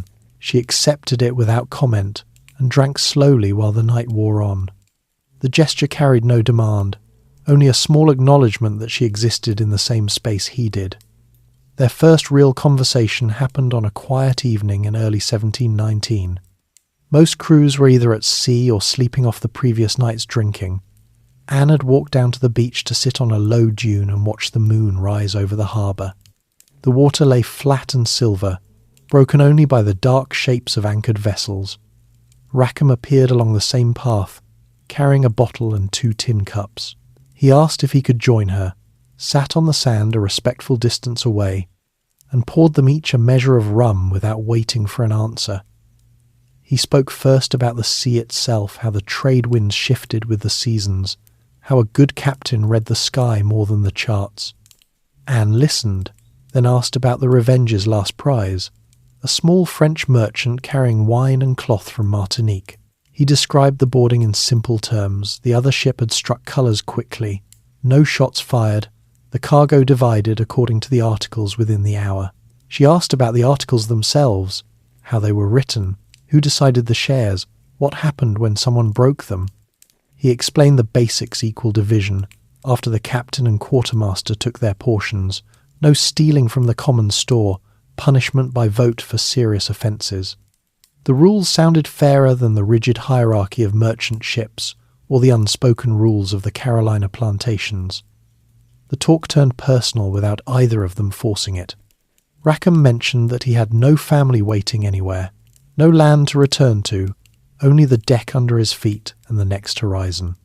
Anne spoke briefly of her own path leaving Charlestown, the disownment, the choice to follow James to Nassau. She kept the details sparse, but he listened without interrupting. When she finished, he nodded once and said the sea had a way of taking people who did not fit elsewhere. There was no pity in his voice, only recognition. After that night, the meetings became more regular. They walked the beach paths together when the settlement was quiet, or sat on the porch of the shack Anne shared with James while he was away on short voyages. Rackham brought small gifts, sometimes a length of bright cloth for a new skirt, a handful of fresh limes from a recent prize, a silver coin stamped with a Spanish king that he said she could keep for luck. The gestures stayed light, never pressing for more than she offered. Anne accepted them in the same spirit, using the cloth to sew a practical shirt she could wear when working, squeezing the limes into water to cut the taste of the brackish well. James remained absent for longer stretches. His work as an informant for Governor Rogers kept him moving between the fort and the taverns, passing messages and gathering names of captains who refused the pardon. He returned tired, spoke little, and slept heavily when he was home. Anne continued the laundry and garden routines, but her attention had shifted. The hours spent with Rackham felt different from the steady practicality of her marriage. He carried stories of open water and quick decisions, of nights under full sail with the deck tilting beneath bare feet. The carefree manner masked a sharp mind. He knew exactly which routes merchant ships favoured, how to spot a fat prize from a distance, when to run and when to fight. The connection deepened through shared silences as much as words. They sat together on the beach watching ships come and go, or leaned against the wall of a tavern listening to the same songs the crews sang. Anne found herself laughing at his dry observations about the pompous officials Rogers had brought with him, or nodding when he described the boredom of long watches broken only by the cry of a lookout spotting sail. She began to notice small habits of his, the way he rolled a coin across his knuckles when thinking, the quick glance he gave the horizon even when sitting on land, the easy way he handled a knife or pistol as if they were extensions of his hands. Inside, the contrast with her life in Charlestown grew sharper. There she had felt every expectation like a weight: marriage prospects, household duties, the careful silence her father demanded. Here, with Rackham, the days carried possibility. He spoke of sailing again soon, perhaps on a larger vessel if he could gather enough men who trusted him. He did not ask her to join. The question hung unspoken between them. Anne felt the old restlessness stir again, stronger now, fed by the stories and the quiet hours they shared. James noticed the change without naming it. He came home one evening to find Rackham sitting on the porch steps, talking with Anne about the best anchorages on Eleuthera. James greeted him civilly, joined the conversation for a few minutes, then went inside to clean his pistol. Later, alone with Anne, he asked how long she had known Calico Jack. She answered truthfully several weeks, mostly chance meetings in public places. James said nothing more, but the question stayed in the air. The pull toward Rackham's world grew steady and undeniable. He represented the freedom she had glimpsed at the Charlestown docks years earlier.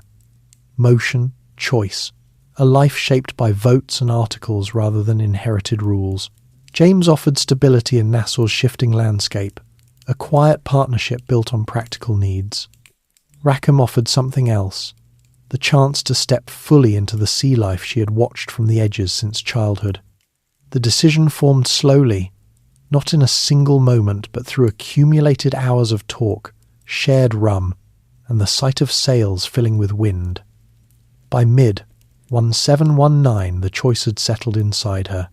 She would leave James and join Rackham when his next voyage began. The break would be clean, no arguments, no public scene. She would pack her few belongings into a small sea chest, and walk to the Revenge when it prepared to sail. The settlement would notice, as everything in Nassau noticed, but no one would interfere. Women had left husbands before, men had left wives. The articles of a pirate crew would become her new rules, the deck her new home. The encounter with Calico Jack had ignited the ambition that had simmered since her mother's death and the disownment in Carolina.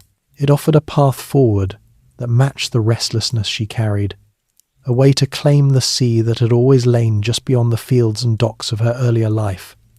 Embracing. Piracy. The decision to leave James settled quietly inside Anne during the humid weeks of mid-1719. She made no dramatic announcement. One morning, when James had already left for the fort to deliver another message to Governor Rogers, she packed her belongings into a small canvas sea bag.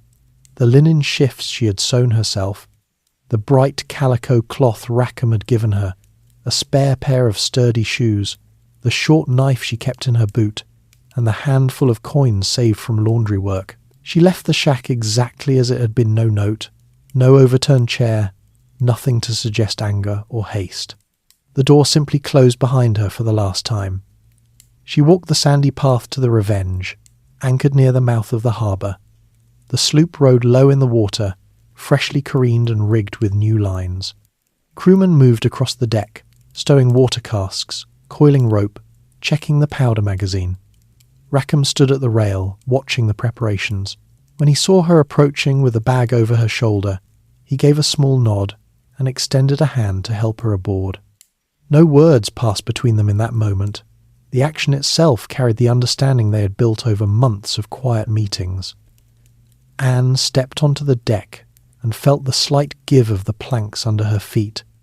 Different from the solid earth of Nassau's paths, the ship smelled of fresh tar, oakum, and the faint salt of recent caulking. She found a place near the mainmast out of the way of the working men and waited while the final stores came aboard. Rackham spoke to her briefly once the loading finished.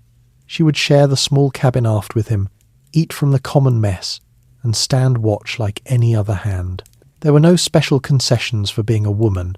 The articles would apply the same. She agreed without hesitation.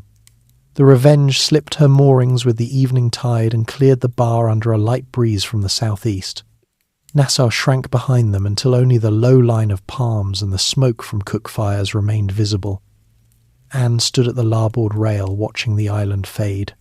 She felt no regret for leaving James or the shack or the laundry tubs. The open water ahead carried the same steady pull she had known since childhood, now finally met. Life aboard settled into patterns quickly.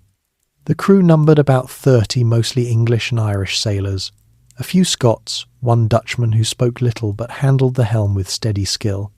They had signed articles the week before sailing. Equal shares of all prizes after deductions for the ship and the wounded, no gambling with dice aboard, no striking another man without cause brought before the company, punishment decided by majority vote. Rackham read the articles aloud on deck before they left Nassau, and every man, including Anne, placed a mark or signature beside his name on the paper tacked to the mast. She received the same clothing allowance as the others, a checked shirt, canvas trousers cut to fit her frame, a wool cap, and a pair of pistols with powder horn and shot pouch. She kept her hair tied back tightly under the cap and moved about the deck in the loose trousers, finding them far more practical than skirts for climbing the ratlines or hauling on sheets. The first days she spent learning the ship's routines, how to belay a line properly, how to furl a sail without tearing it, how to read the compass card by lantern light during the middle watch. The men watched her at first, curious but not hostile. When she pulled her weight without complaint, scrubbing the deck at dawn, taking her turn at the helm, helping to reef the mainsail, in a sudden squall, they accepted her as part of the company. Daily food followed the standard for small sloops. Hard biscuit baked weeks earlier in Nassau, salt pork or beef boiled in the galley's copper cauldron, occasional dried peas or beans when the cook had time to soak them.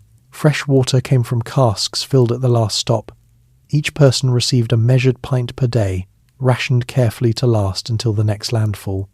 Rum was served twice daily, once at noon with dinner, once at supper to cut the thirst and the taste of the water. Anne learned to sip hers slowly, mixing it with lime juice when the fruit lasted. She took part in the ordinary work of the ship without exception. During the morning watch, she helped the bosun check the standing rigging for wear, feeling the tarred ropes for loose strands or rot. In the afternoon, she joined the men mending sails on deck, plying a large needle with sail twine until her fingers grew stiff. At night, she stood her turn at lookout in the foretop, scanning the dark horizon for lights or the pale shape of another sail. The motion of the ship became familiar, the slow roll in a following sea, the sharper pitch when beating to windward, the way the deck tilted underfoot when the wind freshened. Rackham proved a steady captain. He kept discipline light but firm, relying on the articles rather than shouts or the lash. Decisions about course or when to engage a prize came after brief consultation with the quartermaster and a show of hands from the crew. Anne participated in those votes when they concerned the whole company. She spoke when she had something useful to add observations about wind shifts noticed from her watch, or the behaviour of distant sails, but she never forced her opinion. The men listened when she did speak. Her time on the docks and her steady manner had earned that much. The first prize came 2 weeks out, a small English merchant brig carrying tobacco and rum from Virginia to Jamaica. The Revenge overhauled her easily in a fresh breeze, firing a single gun across her bow as a signal to heave to. The brig struck her colours without resistance. Anne went across in the boarding party with 6 others, pistols tucked in her belt and cutlass in hand. The merchant captain surrendered his papers and cargo manifest without argument. The hold yielded 60 hogsheads of tobacco, 20 puncheons of rum, and a small chest of Spanish dollars. The prize crew took command of the brig while the Revenge escorted her back toward a quiet quay where the cargo could be divided. Back on the sloop, Anne helped tally the spoils. Each man received his share according to the articles. Full shares for the crew, 1.5 for the captain and quartermaster, half shares for the boys and the cook. She received a full share like the rest, the coins and goods placed in a small sack she stowed in the cabin. The tobacco and rum would be sold in Nassau or traded for powder and canvas when they returned. The experience felt straightforward. No unnecessary violence, no long chase, just the work of taking what the ship carried and moving on. After that capture, Anne began to adopt occasional male disguise when going ashore or during boarding actions where surprise mattered. She bound her breasts tightly with strips of canvas, wore a loose shirt over them and kept her hair hidden under the cap. The change was simple and practical, the trousers and shirt already fit the role, and the binding made movement easier during climbs or fights. The crew accepted it without comment. Several had sailed with disguised hands before, and the articles cared only about contribution, not appearance. She grew accustomed to the constant motion, the salt that crusted everything, the way clothes never fully dried in the damp air below deck. She developed habits that fit the life, checking her pistols each morning for rust, keeping her powder dry in a leather pouch worn under her shirt, tying a kerchief around her neck to wipe sweat during heavy work. Sleep came in snatches 4 hours on, 4 off swinging in the hammock strung between the beams, lulled by the creak of the hull and the slap of water along the sides. The freedom she had craved since watching ships from the Charlestown docks now surrounded her in concrete form. No one dictated her hours beyond the watch bill. No one expected her to manage a household or smile politely at suitors. Decisions came from the group, or from the wind, and the lookout's cry. She felt the same guarded calm she had carried since childhood, but now it served a different purpose, keeping her steady on a rolling deck, alert during a night approach, calm when boarding a stranger vessel. Rackham remained the centre of her days.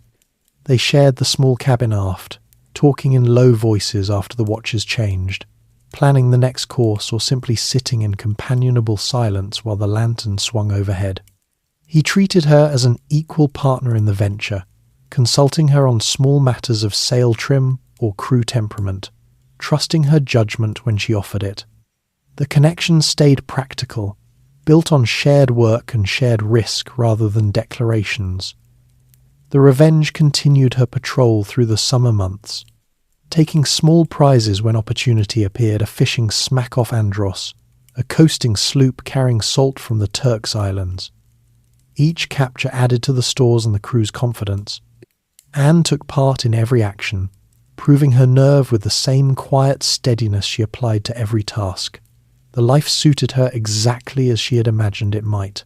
Hard, uncertain, but shaped by her own choices rather than anyone else's expectations.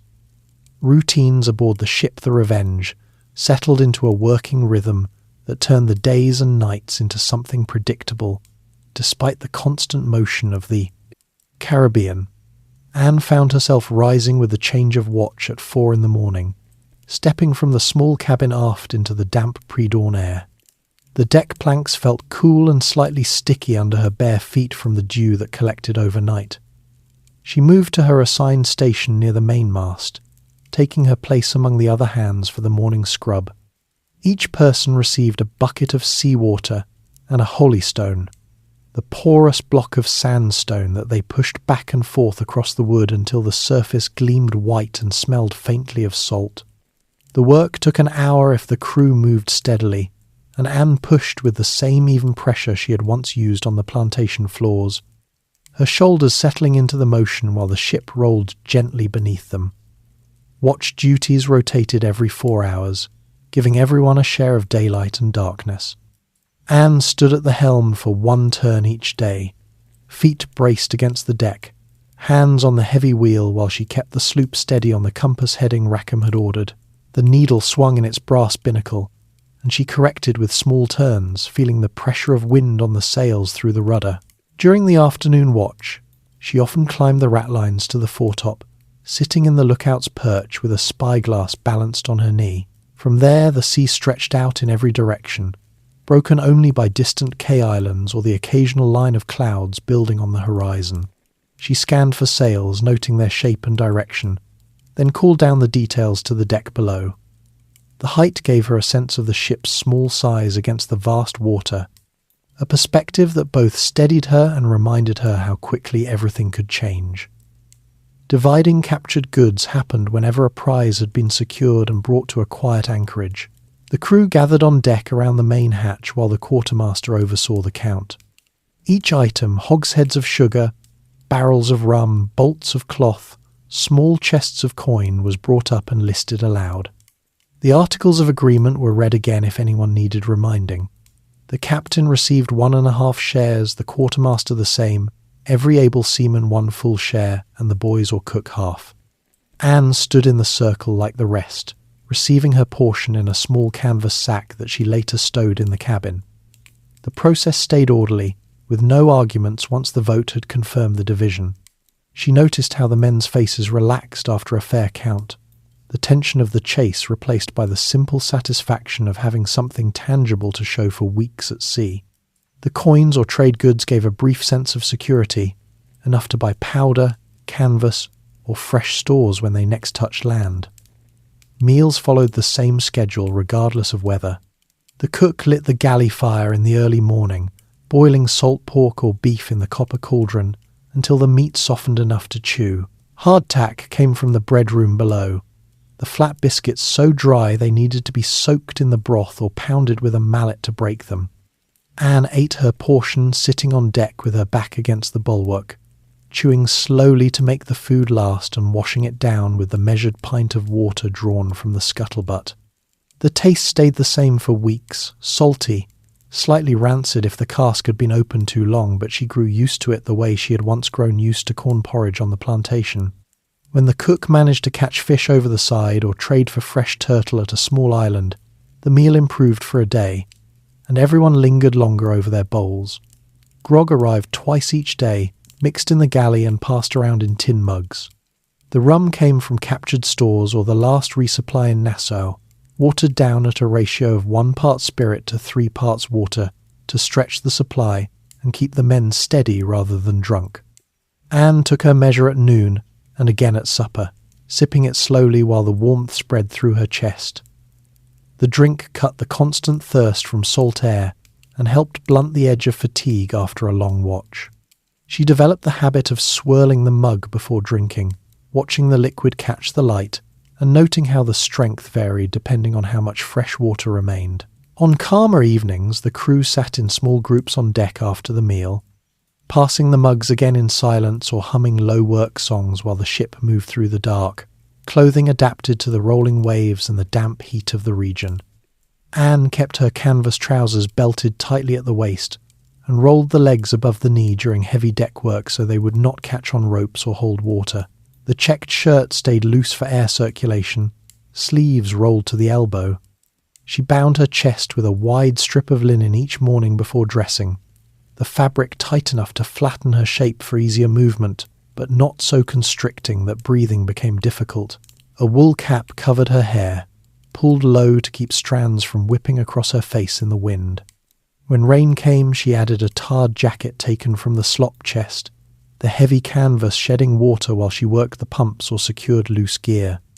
The constant motion of the ship taught her to brace her feet wide apart when standing, to move with the roll rather than against it, and to keep one hand free for a line or rail. Shoes stayed below in the cabin unless they went ashore. Barefoot on deck gave better grip and let her feel the subtle shifts in the hull's movement. The crew's habits shaped the atmosphere as much as the routines.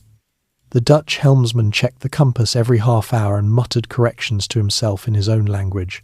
A Scottish gunner spent his free time cleaning the small swivel guns mounted along the rail, wiping each barrel with an oily rag and testing the flint. The cook, an older man from Bristol, kept a running tally of stores in his head and warned the quartermaster when salt meat ran low. Anne observed these small patterns without comment, fitting her own pace into the groups. She developed the habit of checking the rigging each evening before turning in, running her hands along the shrouds to feel for any fraying strands that might part in the next blow. The task calmed her, a quiet way to ensure the ship stayed ready. Weeks passed in this steady cycle. The Revenge cruised the waters between the Bahamas and the northern coast of Cuba, taking small prizes when sails appeared on the horizon and slipping into hidden cays when larger warships were rumoured nearby. Anne felt her body strengthen with the constant work arms firmer from hauling lines, balance surer on the tilting deck. Her mind stayed alert during watches, cataloguing wind shifts and cloud formations the way she had once tracked the rice fields' water levels. The life carried no luxury, but it offered the freedom she had sought. Decisions made by the group, danger shared equally, no one dictating her days beyond the needs of the ship. Fears surfaced in quieter moments below deck. She thought occasionally of naval patrols growing bolder under Rogers's orders back in Nassau, of the possibility that a faster frigate might overtake them in open water. The image stayed brief, pushed aside by the immediate tasks at hand. Ambitions grew in the same practical way. She imagined commanding a small watch herself one day, or understanding enough navigation to plot a course from the charts spread on the cabin table. These thoughts remained private, stored alongside the growing collection of coins in her sea bag. The political forces tightening around the pirate world reached even the routine of shipboard life. News passed from captured vessels or from sloops they met at sea, more governors offering pardons, more warships sent from Jamaica and Carolina. The crew discussed these reports in low voices while dividing stores, but the articles and the daily work kept the focus narrow. Anne absorbed the tension without letting it alter her pace. The ship's routines became a shield against the larger uncertainty. Watch, meal, grog, sleep. Repeat until the next cry from the lookout changed everything. She adapted her clothing further as the weeks turned to months. When the sun grew fierce, she kept a wet kerchief around her neck to cool the skin. In heavier seas, she lashed a line around her waist when working near the rail, the rope giving security against a sudden roll. The Caribbean waves, warm and sometimes playful, sometimes steep and breaking, taught her their moods through the soles of her feet and the tilt of the deck. She learned to anticipate the larger swells that came after a distant storm, shifting her weight before the ship rose and fell. Caribbean Raids the Revenge continued her patrols through the late summer and into the autumn of 1719, following the trade routes that merchant ships favoured after leaving the larger ports. The sloop moved in a loose pattern, north toward the Florida Straits to catch vessels bound from the Carolinas, then east along the northern coast of Cuba, and back toward the Bahamas when stores ran low or a storm threatened. Anne spent her watches scanning the horizon from the foretop or the bowsprit, learning to distinguish the cut of a merchant brig from a fishing smack or a naval tender by the shape of the sails and the height of the masts against the sky. One clear morning in October, the lookout called down the first sighting of the day, a small English snow, 2 masts with square sails on both, hull painted black with a yellow stripe, carrying perhaps 20 tons. She lay about 5 miles to the southwest, beating slowly against the wind on a course that would take her past the eastern tip of Cuba toward Jamaica. Rackham ordered the helm put over and the sails trimmed for a faster reach. The Revenge responded quickly, her clean bottom and light load allowing her to close the distance within 2 hours. Anne stood near the rail during the approach, watching the other vessel grow larger until the details became clear. A low freeboard, a deck crowded with casks and crates, a crew of perhaps 12 men visible moving about their work. The chase ended without gunfire. Rackham ordered a warning shot fired across the snow's bow from one of the swivel guns. The ball splashed into the water 20 yards ahead, kicking up a white plume. The merchant captain struck his colours immediately and hove to. The Revenge came alongside, grappling hooks thrown and secured. Anne went across with the boarding party of 8, cutlass in hand and pistols tucked into her belt. The merchant crew stood in a loose line on deck, hands raised, faces showing the resignation of men who knew resistance would only bring worse. The captain, a middle-aged man from Bristol with a greying beard, handed over his papers without protest, manifest showing rum, sugar, and tobacco bound for Kingston. The hold yielded 20 puncheons of rum, 40 hogsheads of sugar, and several bales of tobacco wrapped in coarse canvas. The boarding party worked quickly, passing the casks up through the hatch and across to the Revenge on ropes slung between the 2 ships. Anne helped lower the heavy puncheons to the deck, bracing her feet against the roll and guiding each one into place so it would not shift when the ship moved. The tobacco bales came next, stacked in the hold where space remained. The coins, a small chest containing about 300 Spanish dollars, went into the quartermaster's care for later division. The entire operation took less than 3 hours. The merchant captain was allowed to keep enough provisions to reach port safely, and his crew received no harm beyond the loss of cargo. Back aboard the Revenge, the goods were stowed securely and the articles consulted for the division. Each full share came to roughly $20 in coin, plus a proportionate amount of rum and sugar that could be traded later. Anne received her portion in the same canvas sack as the others, the weight of the coins solid against her palm. The capture felt routine by now. Approach, signal, board, transfer, depart.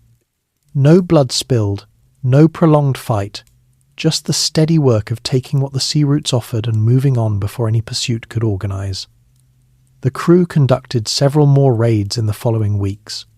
A French fishing boat off the Caicos Islands surrendered without a shot, yielding salted cod, barrels of fresh water, and a few live turtles kept in the hold for meat. Anne helped secure the turtles on deck, tying their flippers so they could not flip themselves overboard during the swell. Another prize was a small sloop carrying indigo dye from South Carolina to Barbados. The boarding went smoothly again. The captain, a young man on his first command who looked more relieved than angry when the colours came down. The indigo cakes, wrapped in leaves and packed in wooden boxes, added colour to the whole deep blue blocks that stained the hands of anyone who handled them. Anne wiped the dye from her fingers with seawater and a rag, noting how the colour lingered under her nails for days afterward. These actions left visible marks on the surrounding waters. Merchant captains began travelling in small convoys when possible, or hugging the coast to stay within sight of land batteries. The economic chaos from the recent wars lingered in the region. High prices for sugar and rum in Europe drove ships to sea despite the risks, while reduced naval patrols after the Treaty of Utrecht left gaps that sloops like the Revenge could exploit. Anne saw the pattern clearly from her lookout, post the steady flow of trade that refused to stop, the thin line of protection that governments could offer in these distant waters. During one raid near the Windward Passage, the Revenge encountered stiffer resistance. A Dutch flight carrying coffee and logwood from Curaçao attempted to run when spotted. Rackham ordered all sail set and the crew to prepare the guns. Anne helped run out the starboard battery 4 small carriage guns and load them with round shot. The Fluet proved slow and heavy. The Revenge closed within pistol range inside an hour. A single broadside from the sloop carried away part of the Fluet's rigging and splintered the rail. The Dutch captain struck soon after. The boarding party found the crew shaken but unhurt, the hold full of coffee beans in burlap sacks and logwood logs stacked tightly. Anne carried several sacks to the deck, the beans shifting under the coarse fabric with a dry rustle. The capture added to the stores, but the brief exchange of fire left a reminder that not every prize would surrender quietly.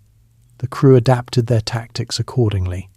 They preferred night approaches when possible, using the cover of darkness to close without being seen until the last moment. Anne took part in these stealthier runs, standing silent at the rail while the ship ghosted forward under reduced sail. She learned to read the faint phosphorescence in the wake, to listen for the creak of another vessel's blocks or the murmur of voices carried on the wind. When the moment came to board, she moved across the gap with the others, stepping lightly onto the enemy deck and securing lines to keep the ships together. The raids brought not just goods but information. Captured captains and crews spoke freely once surrender had come. News of naval movements out of Jamaica, rumours of pardons being offered in Nassau, reports of merchant ships expected on certain routes.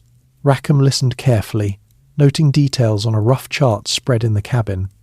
Anne sat nearby during these interrogations, adding observations when she had them. The look of a distant sail earlier that week, the direction of the wind that might push a convoy off course. Her contributions stayed practical and brief, but they helped shape the next course. Daily life between actions remained the same, steady round.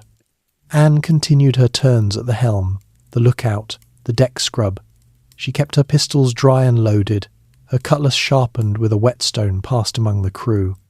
The Caribbean sun browned her skin further, the salt air roughened her hands, and the constant motion strengthened her balance until she no longer needed to think about bracing against the roll.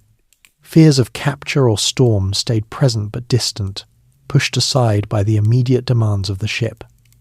The raids accumulated small wealth and larger experience. Each capture taught something new: how a certain hull handled when laden, which captains fought and which surrendered, the value of different cargoes in Nassau's markets. Anne absorbed these lessons as naturally as she had once learned to manage the rice fields. The economic disruption left by years of European war continued to feed the cycle. High demand in the colonies and Europe kept ships sailing. Thin naval presence kept them vulnerable. The Revenge moved through this space with the same quiet efficiency she applied to every task, taking what the sea offered and leaving the rest untouched. The pattern of approach, boarding, transfer, and departure became as familiar as breathing. Anne felt the life settle around her completely now. The creak of the hull at night, the taste of grog at noon, the weight of coin in her sack after a fair division. The Caribbean waters carried them forward, one raid at a time, through the loose edges of a world that still had not decided how to close them.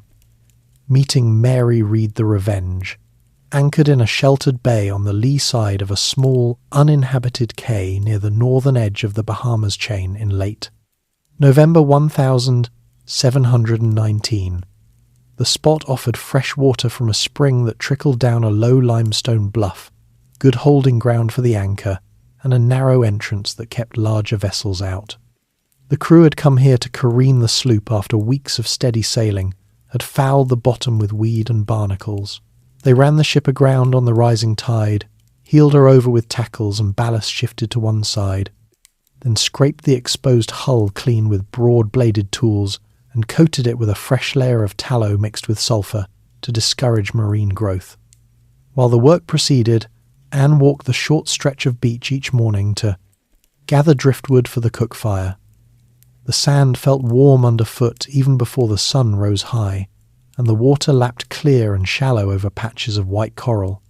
On the third day, she noticed another small vessel already at anchor. Farther along the bay, a single-masted sloop of similar size to the Revenge. Her hull painted a faded green with no name visible on the stern. A handful of men moved about her deck, and a thin column of smoke rose from a fire on the shore nearby. Rackham sent a boat across in the afternoon to make contact.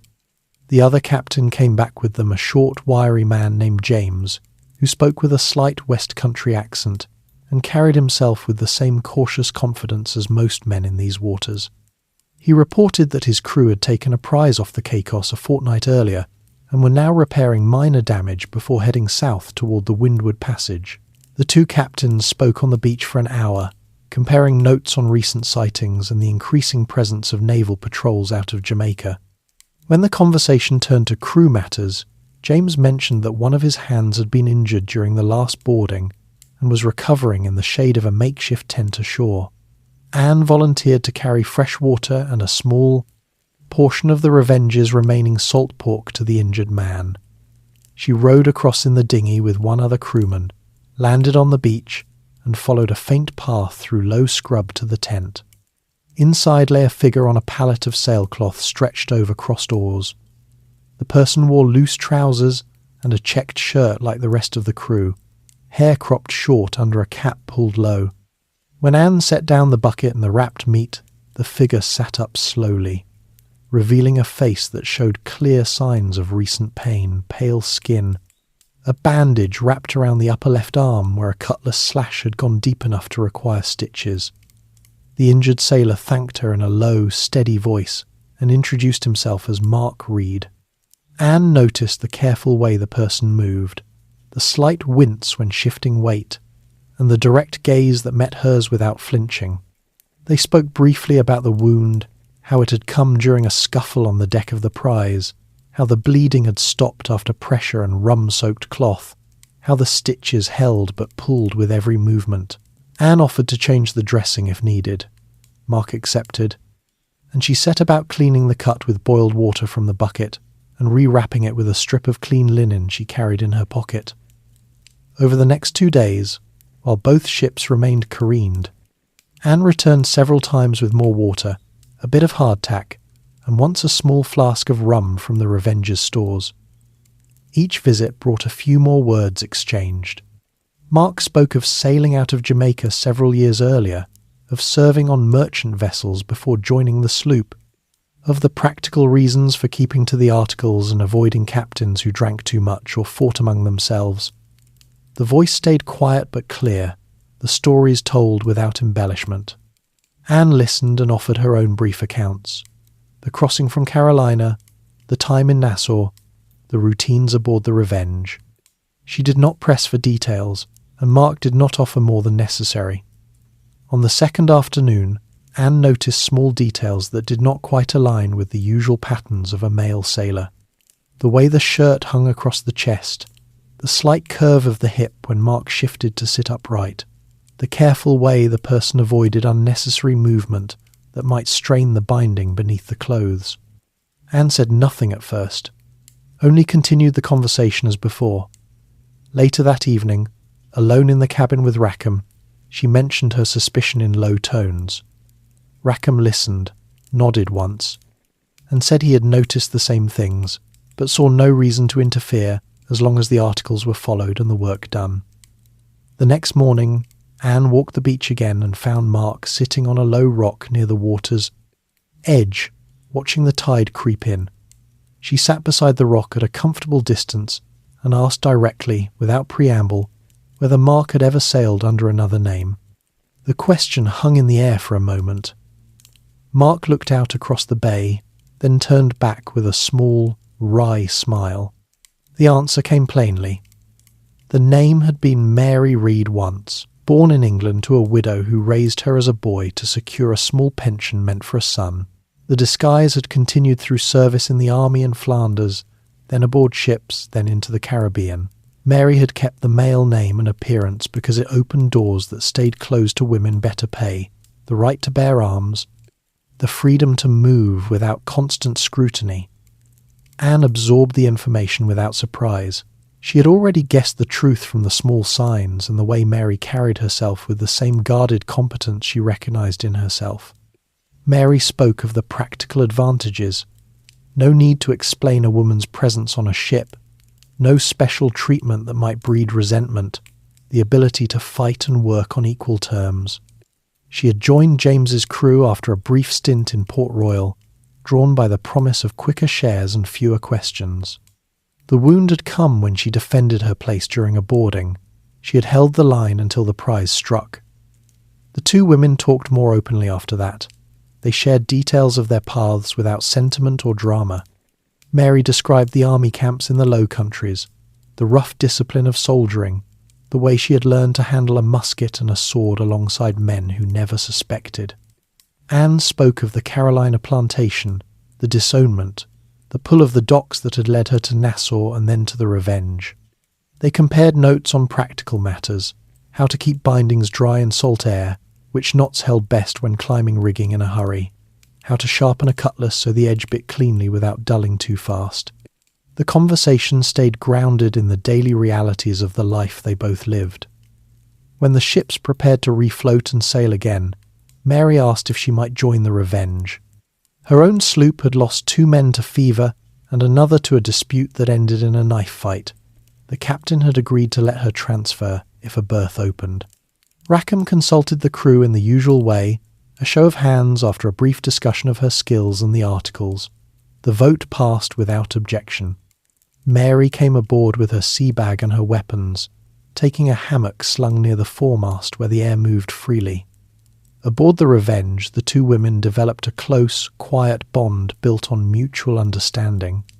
They stood watch together when schedules allowed, sharing the foretop or the helm in companionable silence broken only by necessary calls about wind or sail trim. They exchanged practical knowledge. Mary showed Anne a better way to tie a Spanish bowline that held under strain. Anne demonstrated how she kept powder dry by wrapping the horn in oiled cloth. They worked side by side during deck scrubs or sail repairs, moving in rhythm without needing to speak. The crew treated them both as full hands, no special deference, no extra tasks because the articles demanded it, and their work earned it. The presence of two women aboard changed nothing in the formal order of the ship, yet it created a small space of shared experience amid the all-male company.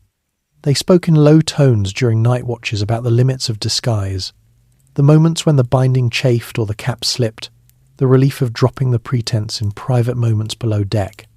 Neither sought to change the other's path. They simply recognized the same choices in different forms. Mary's steady nerve during boarding actions matched Anne's own, and together they formed a reliable pair when the cry came to prepare for another prize. The meeting with Mary Read brought a new layer to the life Anne had chosen. It confirmed that the path she walked had been travelled before, by someone who had made the same calculations and reached the same conclusions.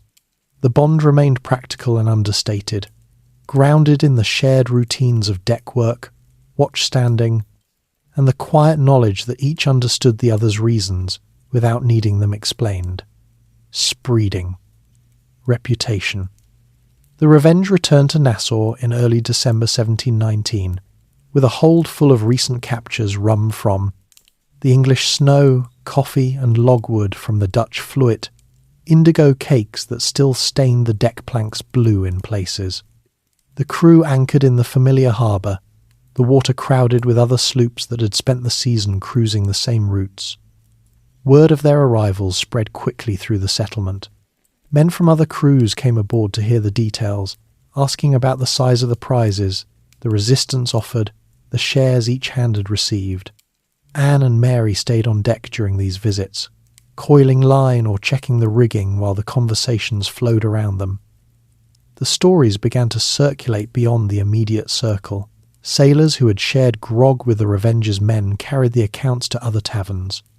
A quartermaster from a larger brig told how two women had stood in the boarding party without hesitation, cutlasses drawn and pistols ready, moving across the deck of the prize as steadily as any man. Another hand described Anne's calm handling of the swivel gun during the brief exchange with the Dutch flight, the way she aimed and fired without rushing the shot.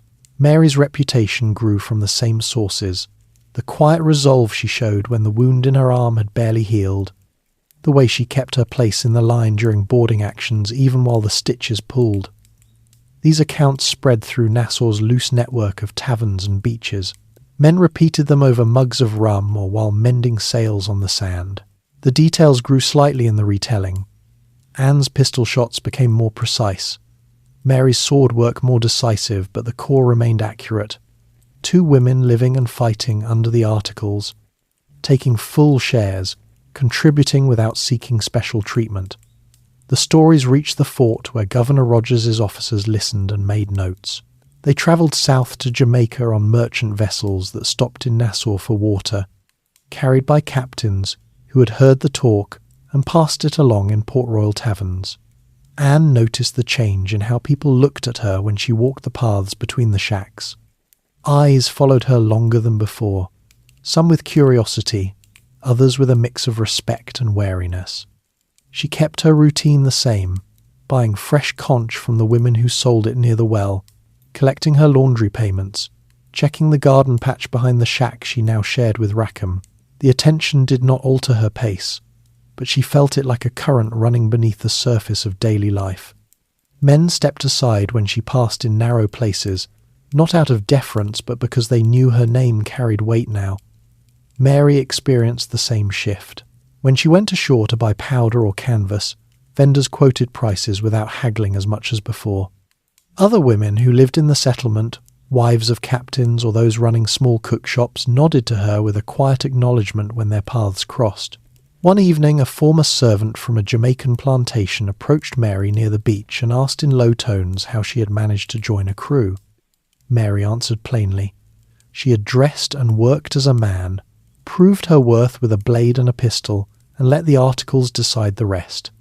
The woman listened without speaking, then walked away carrying the same guarded look Anne recognised from her own early days in Nassau. The reputation brought practical effects. When the Revenge prepared for her next cruise in January 1720, more men applied to join than the sloop could carry. Rackham held a meeting on deck, read the articles aloud, and let the crew vote on each applicant. Several were accepted, others turned away because the ship had no room. Anne and Mary stood among the voters, raising hands when they judged a man's skills, useful navigation knowledge, gunnery experience, steady hands in a blow. Their votes carried the same weight as any other hands, and the new crew accepted that without question. Ports beyond Nassau began to hear the names. A captured merchant captain, released after his cargo had been taken, reported the incident in Charlestown to the customs officers. He described the sloop's captain as Calico Jack, the raid as quick and orderly, and mentioned two women among the boarding party, one with red hair tied under a cap, the other shorter with cropped dark hair. The details appeared in a letter sent to the Board of Trade in London, tucked among reports of other depredations in the region. Naval officers in Jamaica read similar accounts from returning masters, adding the names Anne Bonny and Mary Read to lists of known pirates operating out of New Providence. The growing talk carried both advantage and risk. Merchants adjusted their routes when possible, sailing closer to fortified harbours or joining convoys escorted by armed sloops. Naval commanders received orders to seek out the Revenge specifically, with descriptions of the women included in sailing instructions. Anne felt the tightening circle during longer cruises, fewer prizes sighted, more days spent running before the wind to avoid distant sails that might belong to a frigate. The crew discussed these changes in quiet groups on deck, weighing the risks against the shares still possible. No one suggested disbanding. The articles held them together, and the sea still offered opportunities for those willing to take them. Anne and Mary spoke of the spreading stories during night watches in the foretop. They sat side by side on the narrow platform, backs against the mast, legs dangling over the edge while the ship moved beneath them. Mary pointed out that the attention made boarding actions more dangerous prizes now knew to expect women among the attackers, which sometimes led to quicker resistance from crews who wanted to avoid the added shame of being taken by women. Anne agreed, but noted the flip side. Some merchant captains surrendered faster when they saw the same faces among the boarders, preferring to lose cargo rather than risk a fight against known reputations. The two women developed small habits to manage the visibility. They kept their hair covered at all times ashore, avoided standing alone in crowds, and moved together when walking through the settlement. They sharpened their weapons more often, checked powder and shot before every cruise, and practiced cutlass drills on deck when the wind stayed light. These preparations stayed practical, part of the routine rather than a reaction to fear. The reputation had come unasked, built from actions rather than boasts, and they met it with the same steady competence they applied to every task. In Nassau, the stories mixed with the ordinary talk of the place.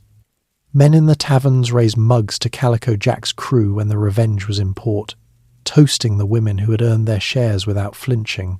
Others spoke in lower voices about the danger the Navy would hang them higher if captured, the noose reserved for those who defied the pardons most openly.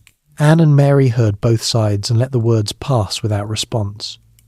They continued their work, standing watch, handling prizes, dividing spoils according to the articles. The reputation grew around them, like a current they could not stop, carrying them forward while they kept their hands on the ropes and their eyes on the horizon.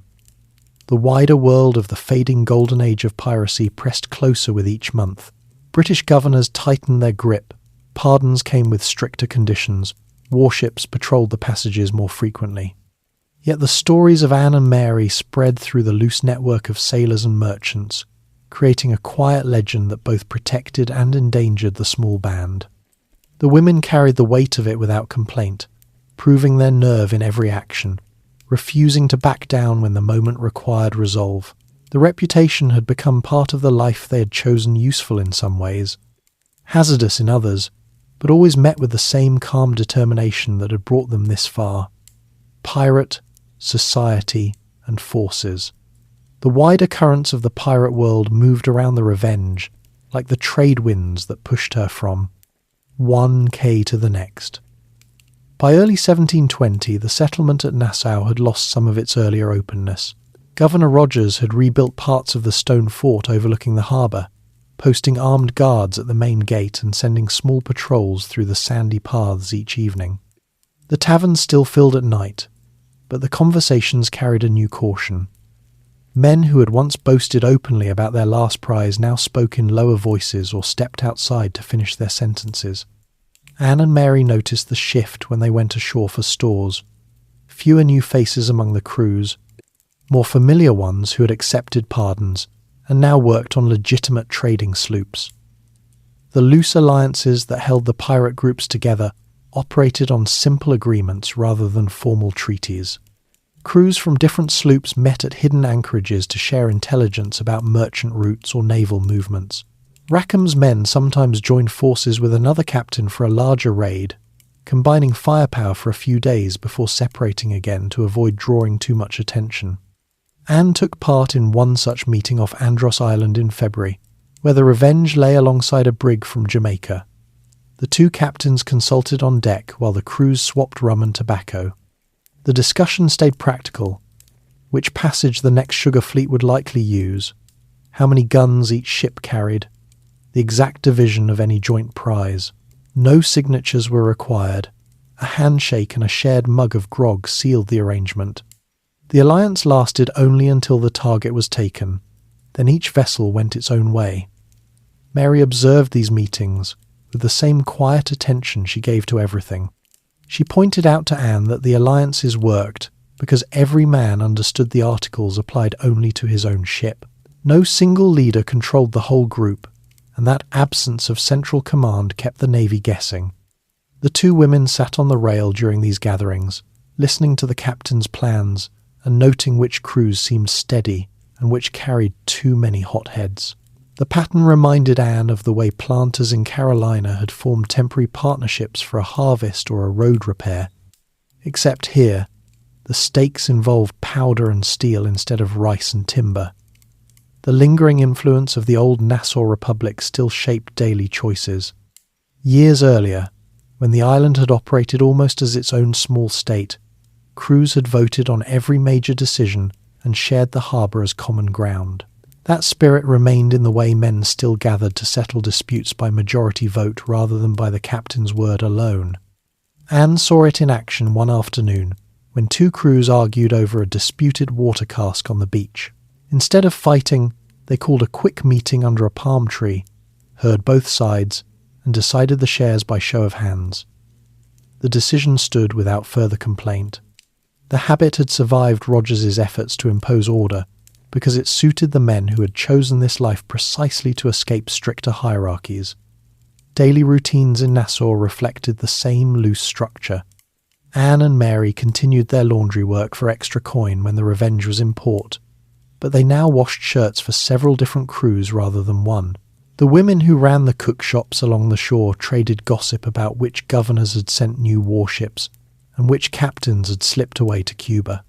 Food remained whatever the sea and the small gardens provided: conch stew thickened with cassava, fresh fish grilled over driftwood, occasional shipments of corn from passing traders.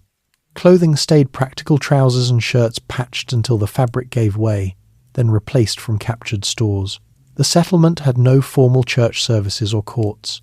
Disputes went to the crews themselves, and illness was treated with rum, rest, and whatever herbs the older hands remembered from their earlier lives. The tightening grip of British authority pressed from multiple directions at once. Rogers sent regular reports back to London detailing the names of active captains and the sloops they commanded. Naval commanders in Jamaica received orders to cruise the Windward Passage more frequently, and small frigates began appearing on the horizon during the Revenge's patrols. Anne felt the change in the air during longer cruises. Fewer merchant sails in open water, more cautious approaches to any prize. The crew discussed the situation in quiet groups while dividing stores or standing watch. They understood that the pardons offered earlier had come with a deadline, and those who refused them now faced higher risks. Rackham kept the articles posted on the mast and reminded everyone that the company could vote to accept a pardon at any time, but the vote had to be unanimous. No one raised the question seriously. The shares still came regularly enough to keep the men committed. Political forces from Europe reached the Caribbean in delayed waves. The end of the long wars had left the British Navy with more ships available for colonial duty, and the sugar trade had grown valuable enough that London demanded protection. Anne learned these details from captured captains who talked freely once their vessels had been relieved of cargo. They spoke of new acts passed in Parliament, of governors rewarded for clearing the seas, of insurance rates rising for any ship sailing without escort. The information helped Rackham plan routes that avoided the busiest patrol areas, but it also narrowed the safe waters month by month. Mary and Anne talked about these pressures during the quiet hours between watches. They sat on the foredeck at night, legs stretched out on the planks, voices low so the helmsman could not hear. Mary described how the same tightening had happened in European waters years earlier, when governments had finally turned their full attention to the privateers who had served them during wartime. Anne compared it to the way Carolina planters had slowly pushed out smaller farmers once the land became profitable. Both women understood that the loose pirate society could not last indefinitely. The forces gathering against it were larger and more organised than any single crew. The culture aboard the Revenge adapted to the changing conditions without losing its core habits. The men still sang the same work songs when hauling anchor or reefing sail, still divided grog by the same measure, still settled minor quarrels with a quick vote. Anne and Mary maintained their steady places in the rotation: helm, lookout, deck work, boarding parties. They kept their weapons ready and their bindings secure, but they no longer needed to discuss the small adjustments. Each knew the other's routines as well as her own. The ship itself felt familiar now, the creak of specific timbers, the way the bow rose to certain swells, the exact pitch of Rackham's voice when he called for sail changes. Loose alliances continued to form and dissolve as needed. One week the Revenge sailed in company with two other sloops to approach a convoy rumoured off Hispaniola. The next week they separated again when naval sails appeared on the horizon. The partnership stayed temporary and practical, built on shared risk rather than loyalty. Anne voted with the others on whether to join each new group, weighing the extra guns against the extra mouths to feed. The decisions remained collective, a small echo of the old Nassau Republic that had once governed the entire harbour. The tightening grip showed in smaller daily signs. Rogers posted new notices in Nassau, offering rewards for information on specific captains, including Rackham. Men who had once drunk openly now carried their mugs inside shuttered rooms. Anne and Mary moved through the settlement with extra care, never lingering in one place too long. Yet the life continued.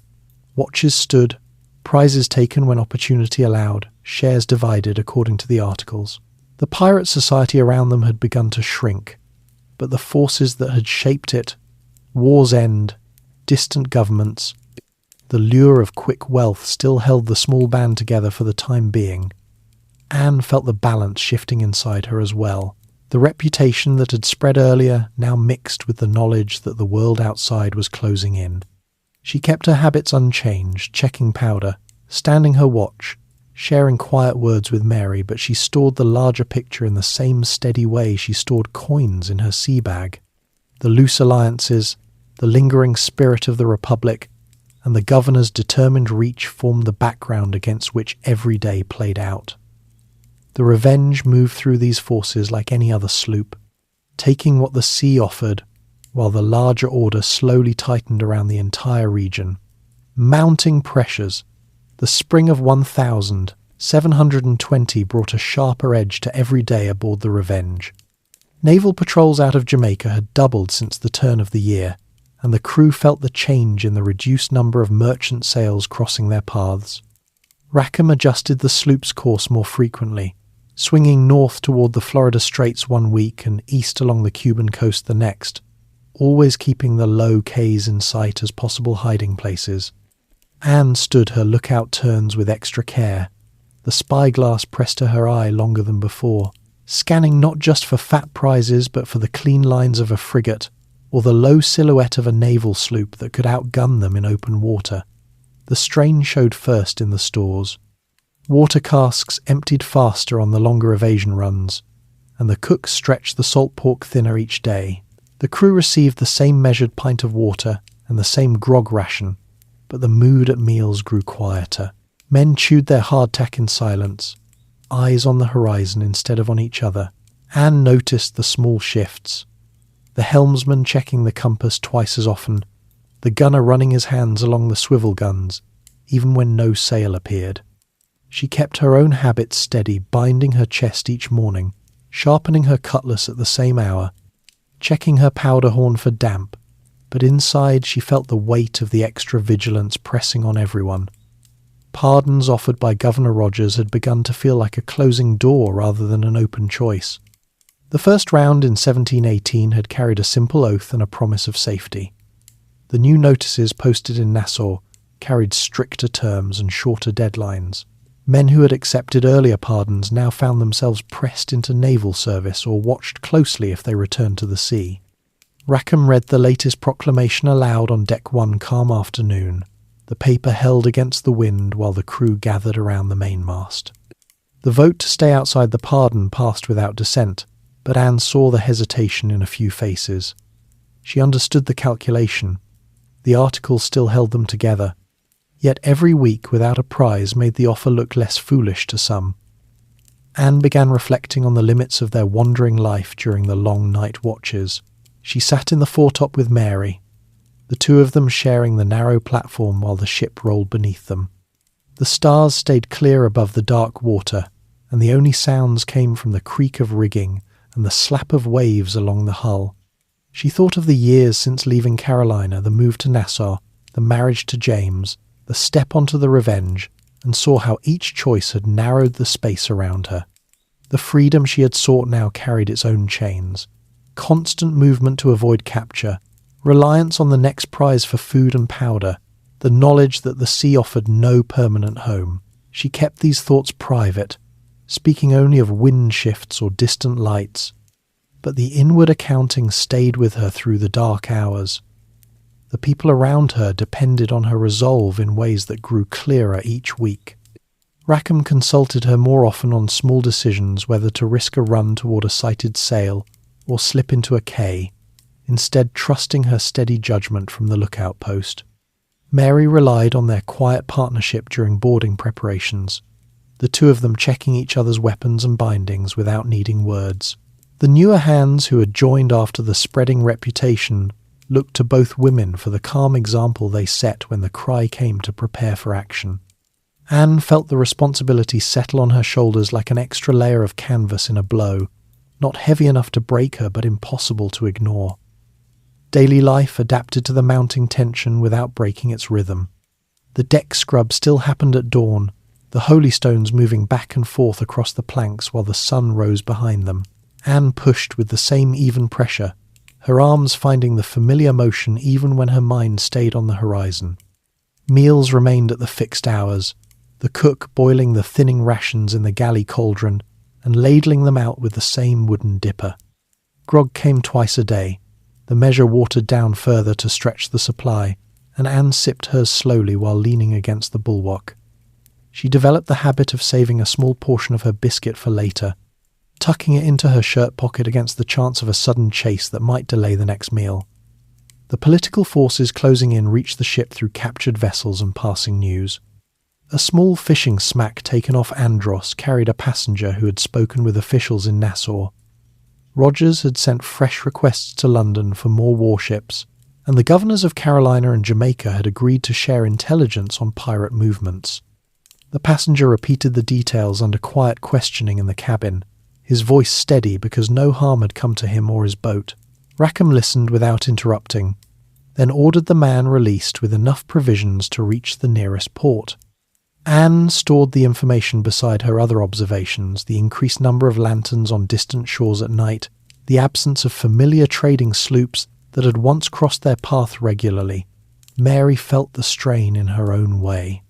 During the afternoon watches, she sometimes spoke of the army days in Flanders, how the same tightening pressure had come before battles when supply lines shortened and orders grew stricter. She compared it to the way the pirate world now shrank week by week. The safe anchorages fewer, the routes narrower. Anne listened and nodded, then returned to scanning the sea. The bond between them stayed practical, a shared recognition that the life they had chosen carried an ending they could both see approaching. The crew began to show small signs of fatigue. One man asked during a division of stores whether they might consider a short run to Cuba to sell what they had and rest. The question brought a quick vote, and the majority decided to stay at sea. Anne raised her hand with the rest, but she understood the undercurrent. The wandering had started to wear on them all. She reflected again on the limits she felt inside the absence of any fixed place to return to, the constant calculation of risk against reward, the way the people around her now looked to her for the same steadiness she had once drawn from the routines of the plantation. Naval sails appeared more often on the edges of their horizon. Twice in April the Revenge had to run before the wind for a full day, all hands on deck trimming sails and pumping the bilges when the chase grew close. Anne worked the lines alongside Mary, her hands raw from the rope, but her movements automatic. The ship responded well, slipping into a shallow channel between two quays where the larger vessel could not follow. They lay there for 2 days, anchor down, sails furled, the crew speaking in whispers while they waited for the patrol to pass. The experience left a quiet tension that lingered even after they sailed again. Anne kept her inner reflections separate from the daily work. She continued to stand her watches, divide the small spoils according to the articles, and maintain her weapons with the same care. Yet the wandering life now felt bounded in ways it had not before. The sea still stretched outward, but the safe space within it had begun to shrink. The people who depended on her, Rackham with his light command, Mary with her steady partnership, the crew with their shared articles reminded her daily that resolve alone might not hold against the forces gathering beyond the horizon. The pressures mounted steadily through the early summer. Stores grew leaner, patrols grew bolder, and the pardons that had once seemed optional now carried the weight of a final choice. Anne met each day with the same calm she had carried since childhood, but inside she measured the limits of the path they had taken and the quiet dependence that had grown around her. The Revenge moved forward under reduced sail, evading what it could and taking what small prizes still appeared, while the larger order of the Caribbean tightened its grip 1 week at a time. The capture, the summer of 1720 turned into autumn, without any easing of the pressures that had built around the Revenge. The sloop had spent weeks dodging larger naval vessels, slipping into shallow bays along the Cuban coast, and then swinging north again toward the open water between Cuba and Jamaica. Stores were low, the water casks nearly empty, the salt meat reduced to thin strips that the cook boiled twice to make them last. Anne felt the change in the daily rationing, the grog cut with even more water, the hardtack saved for the longest watches. The crew spoke less during meals, their eyes on the horizon instead of on each other. But the article still held and the watches rotated exactly as before. In mid-October, they sighted a small coastal trader hugging the northern shore of Jamaica, carrying barrels of salted fish and a few casks of rum from a local plantation. The Revenge closed on her in a steady breeze, fired one warning shot, and the trader struck her colours within minutes. The boarding went quickly. Anne and Mary went across with the usual party, secured the deck, and supervised the transfer of the cargo. The fish and rum filled the hold enough to give everyone a decent meal that evening, and a full measure of grog without stretching the supply. The captured captain, a quiet man from Kingston, was allowed to keep his papers and enough provisions to reach port. The Revenge moved away before dusk, heading for a quiet anchorage near Negril Point on Jamaica's western coast, where the water was deep enough for safety, but the land rose in low hills that hid the masts from distant patrols. The crew voted to anchor there for the Maker. Night. The bay offered protection from the prevailing wind, a sandy bottom for good holding, and no immediate signs of other vessels. Rackham gave the order to lower the sails and drop the anchor just after sunset. The men worked steadily, coiling lines and securing the guns, then gathered on deck for the evening meal. The fresh fish tasted better than anything they had eaten in weeks, and the rum from the prize loosened the tension that had built through the long evasion runs. Someone started a song, the old one about the wind and the waves, and soon half the crew joined in. The grog went around again, this time undiluted, and the voices grew louder as the stars came out. Anne sat near the mainmast with Mary, eating her portion slowly and watching the others. The men had been careful for months, keeping watches tight and voices low, but the small prize and the safe anchorage loosened something in them. They passed the mugs freely, laughing at stories from earlier raids, clapping each other on the shoulder. Rackham joined them for a time, his calico breeches bright even in the lantern light, then retired to the cabin with a full mug. Anne and Mary took their usual measure but stopped after one, knowing the night watch still needed steady hands. They spoke quietly about the next day's course, agreeing to suggest a short run toward the Caymans if the wind held.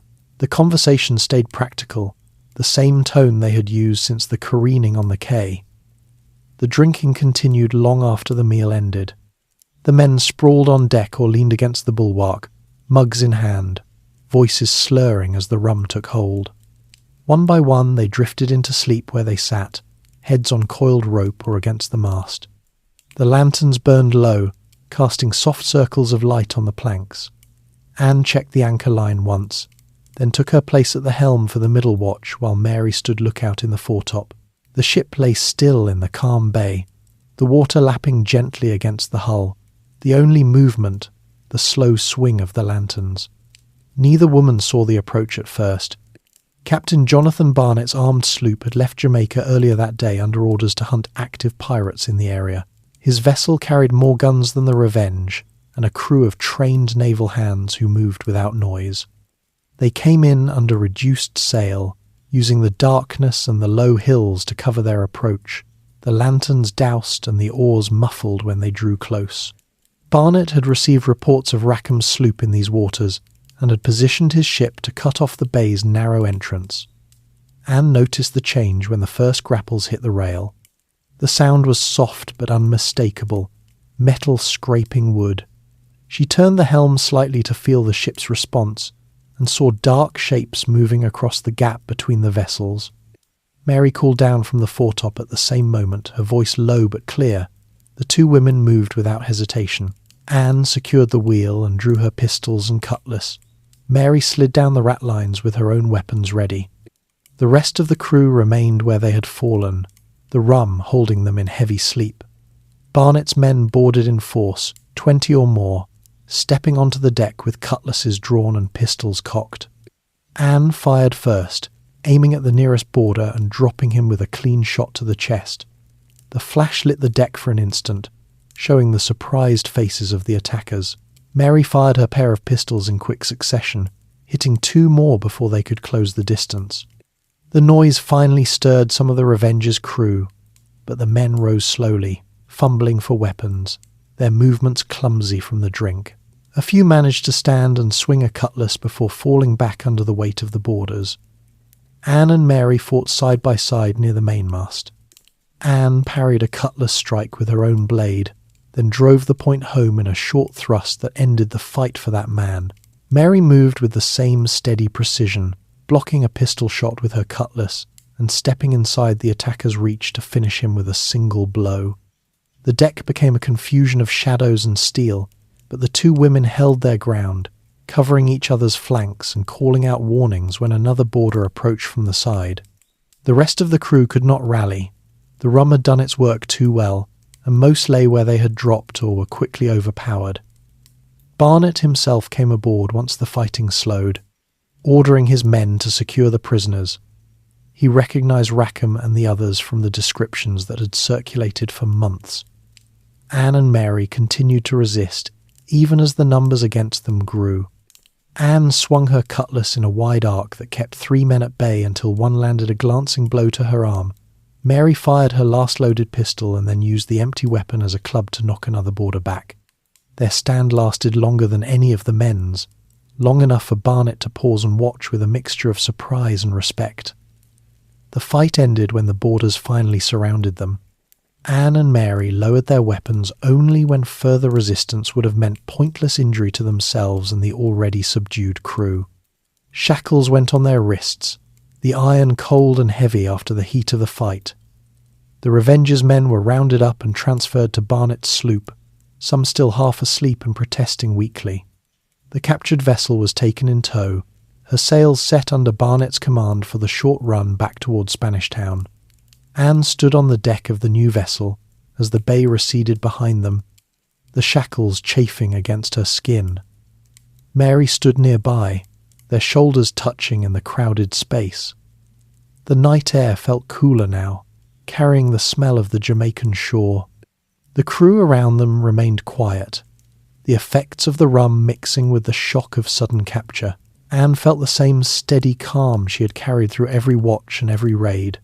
The end had come suddenly, but she had met it with the same resolve she had shown since stepping aboard the Revenge. The political forces that had tightened month by month had finally closed, yet the two women had held their ground longer than anyone else on the ship. The short voyage to port passed in silence, broken only by the creak of the hull and the orders from Barnett's officers. Anne and Mary sat together on the deck, wrists bound, watching the dark coast slide past. The capture had come at the end of a long season of evasion, triggered by the one night the crew had allowed itself to relax. The rum, the safe anchorage, the small prize, all of it had combined in a way no one had planned. Only the two women had remained clear-headed enough to fight, and their resistance had become part of the story that would travel with them to the court in Spanish Town. The sloop made port by morning.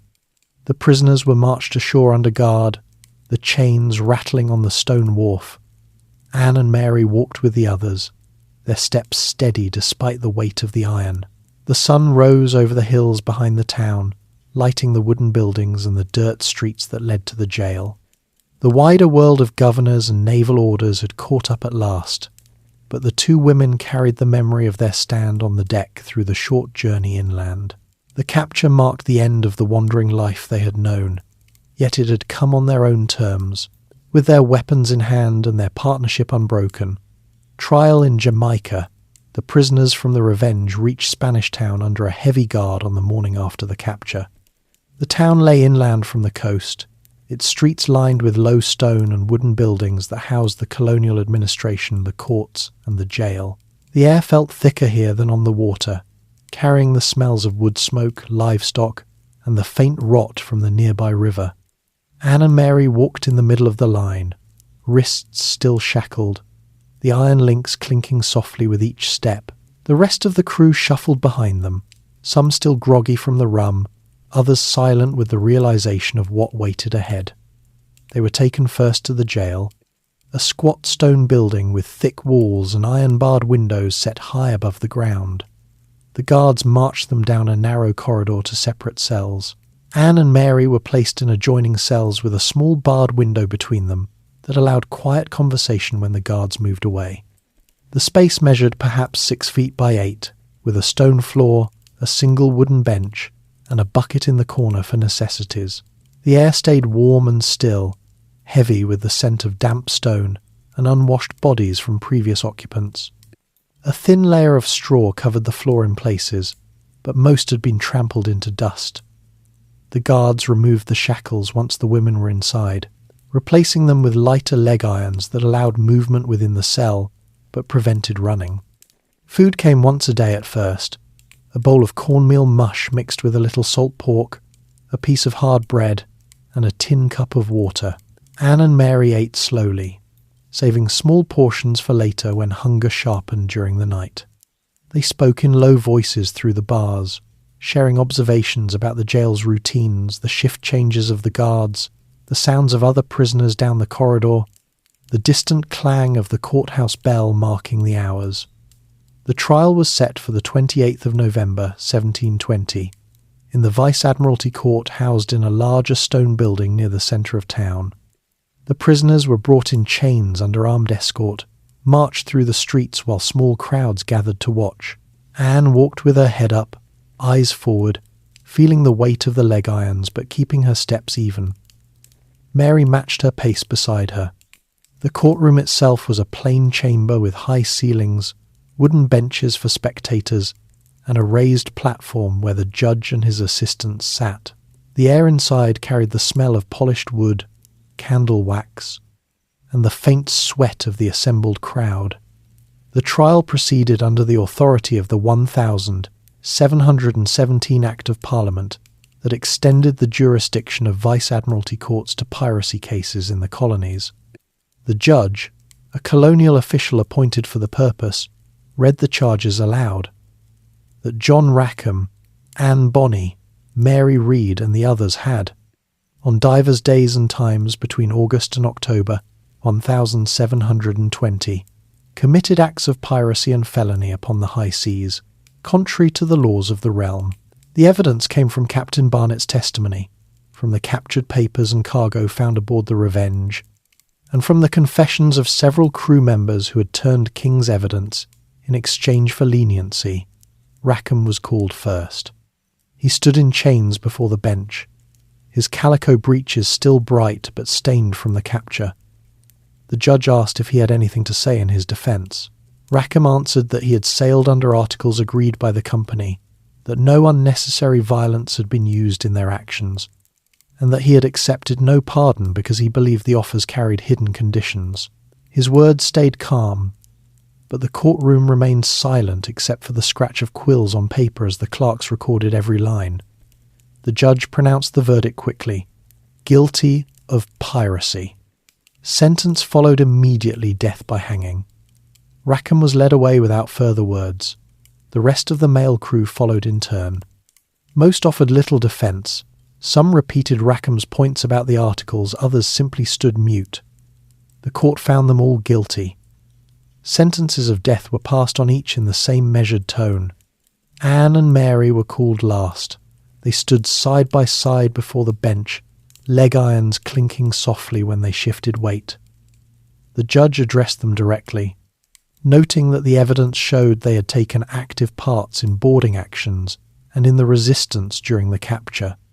Barnett's testimony was read aloud: how the two women had fought alone after the men had fallen drunk, how they had continued to resist even when the deck was overrun. The clerk listed the specific charges: that they had willingly joined the pirate company, borne arms, and committed acts of piracy upon merchant vessels. No distinction was made for their sex in the formal reading. The law treated them as any other member of the crew. Anne spoke first when asked if she had anything to say. She stated plainly that she had sailed under the articles, that she had taken her full share of the work and the prizes, and that she had never forced any man to join or harmed anyone beyond what the articles allowed in defence of the ship. Mary followed with a similar statement. She had served as a full hand, followed the votes of the company, and fought only when the ship was attacked. Neither woman begged for mercy or offered excuses. They spoke without raising their voices, the words clear and direct in the quiet courtroom. The judge paused before delivering the verdict. He noted that the evidence against them was clear, and that the law made no exception for women in cases of piracy. Both were found guilty. Sentence of death followed as it had for the others. The courtroom stirred slightly at that point, murmurs from the spectators, a few sharp intakes of breath, but the judge continued without pause.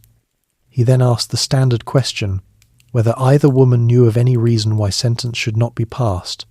Anne answered that she believed herself to be quick with child. Mary stated the same. The judge ordered the women examined by a midwife under court supervision.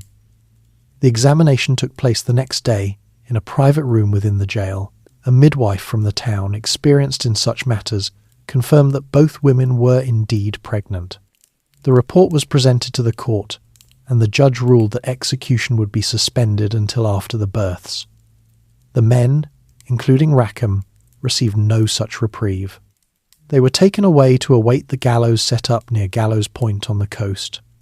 Anne and Mary returned to their cells with the sentence hanging but deferred. The jailers treated them with slightly more caution after that extra food appeared in the daily ration, a thin blanket for the bench, no unnecessary rough handling when the guards passed. The two women spoke through the bars each evening, their voices low to avoid being overheard. They discussed the coming months, the births that would delay the noose, the uncertain fate afterward, the small details of daily survival in the cell. Neither expressed fear. The conversation stayed practical, focused on what could be controlled. Rackham's execution came a week later. The prisoners heard the distant drum roll and the muffled shouts from the town square as the condemned men were marched to the gallows. Anne and Mary sat in silence during that hour, listening to the faint sounds carry on the wind. When the bells tolled the end, they exchanged a brief look through the bars and returned to the small routines of the cell, pacing the limited space, folding the blanket, saving portions of bread for later. The pregnancies progressed slowly in the confined conditions. The jail provided extra cornmeal and occasional fresh fruit when the market supplied it. Anne felt the first movements in early December, small flutters that she noted quietly during the night. Mary experienced the same a few weeks later. They shared the details in low voices, comparing sensations and timing without drama. The midwife visited once a month, checking progress and bringing small comforts. A clean cloth for washing, a bit of soap when it could be spared. The jail routine remained steady. Guards changed shifts at dawn and dusk. Food arrived at midday, the bucket was emptied each morning. Anne and Mary kept their cells as clean as possible, sweeping the straw into corners, wiping the bench with a damp rag.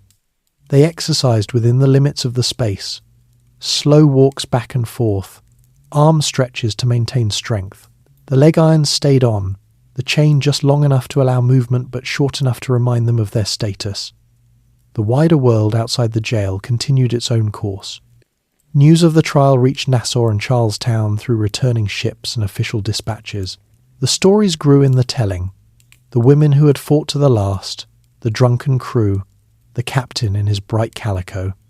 Anne and Mary heard fragments from guards who spoke freely when they thought the prisoners could not overhear. The accounts varied, but the core remained. 2 women had stood when the men had fallen, and that fact alone had marked them in the record. The suspended sentences gave them time, but no certainty. The births would come, and then the court would decide again.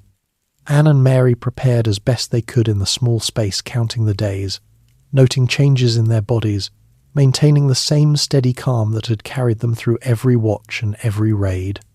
The cell walls stayed close. The air remained warm and still, but the quiet partnership between them held firm. They faced the waiting months with the same practical resolve they had brought to every part of the life now ended. 18. Mysterious afterlife and legacy.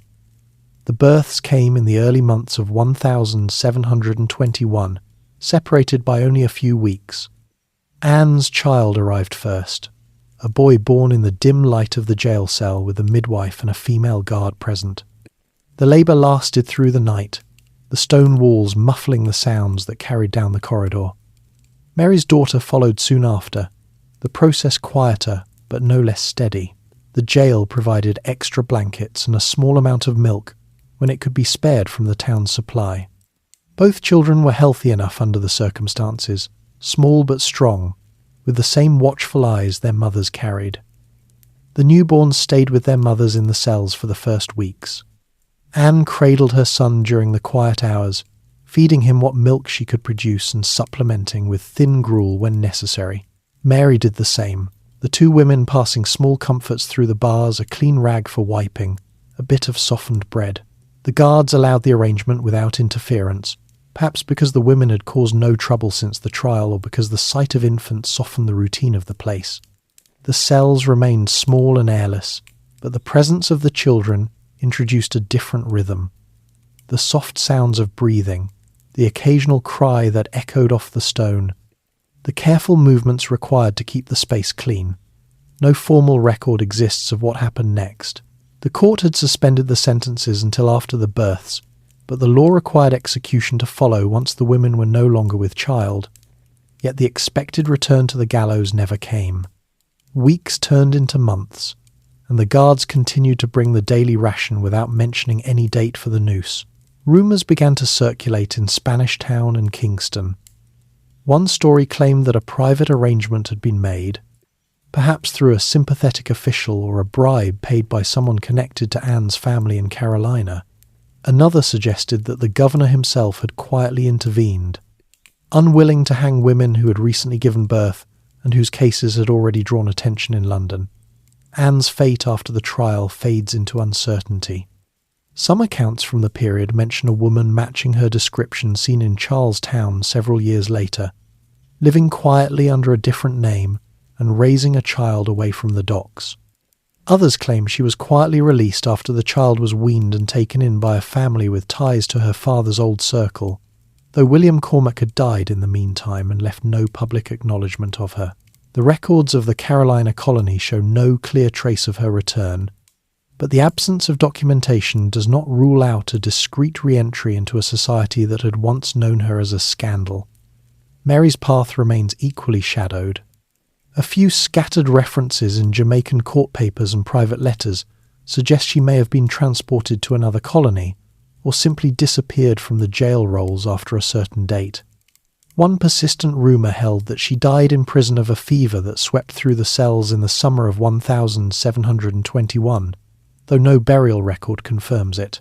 Another version claimed she secured her release through the same quiet channels that may have saved Anne, then vanished into the Caribbean ports, where women who had once sailed as men could blend into the crowds without drawing notice. The children's lives are even less documented. No baptismal records, no guardianship papers, no mentions in wills or land transfers point to their futures. They may have been raised by relatives, placed with local families, or carried away to places where their origins would remain unknown. The lack of detail is itself a kind of protection.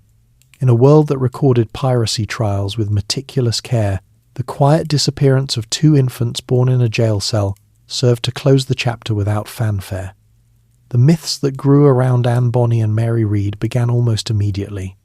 Sailors in Nassau and Port Royal told versions of their story over grog, how they had fought when the men lay drunk, how they had stood defiant in the courtroom, how they had perhaps escaped the noose through cunning or mercy. The tales spread to London through merchants and naval officers, appearing in broadsides and pamphlets that sold on street corners. Printers added flourishes, Anne's red hair blazing in battle, Mary's sword work unmatched, turning the two women into figures larger than the small sloop they had sailed. By the middle of the 18th century, their names appeared in collections of pirate histories, often alongside Blackbeard and other captains whose stories had been embellished for print. The accounts varied in accuracy. Some correctly noted their pregnancies as the reason for the delay in execution.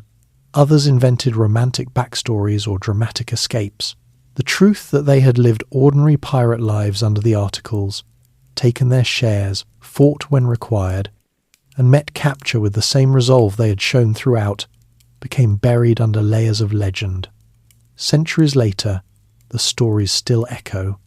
Anne Bonny's name appears in books, films, and popular accounts of the Golden Age of Piracy, usually as the fiery redhead who defied every expectation of her time.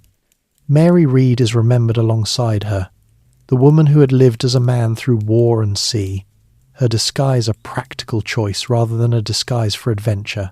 The details of their later lives remain unknown, a gap that allows the myths to persist. No grave markers, no final letters, no clear descendants trace back to them with certainty. What survives is the record of their choices. They left the constrained worlds they had known Anne from the Carolina plantation and the marriage arranged for her. Mary from the army and merchant ships where she had hidden her sex and stepped into a life governed by votes, articles, and shared risk. They proved themselves through steady work and quiet nerve, earning full shares in the respect of their company. When the end came, they met it with the same calm, fighting longer than the men around them and facing the court without pleas or excuses.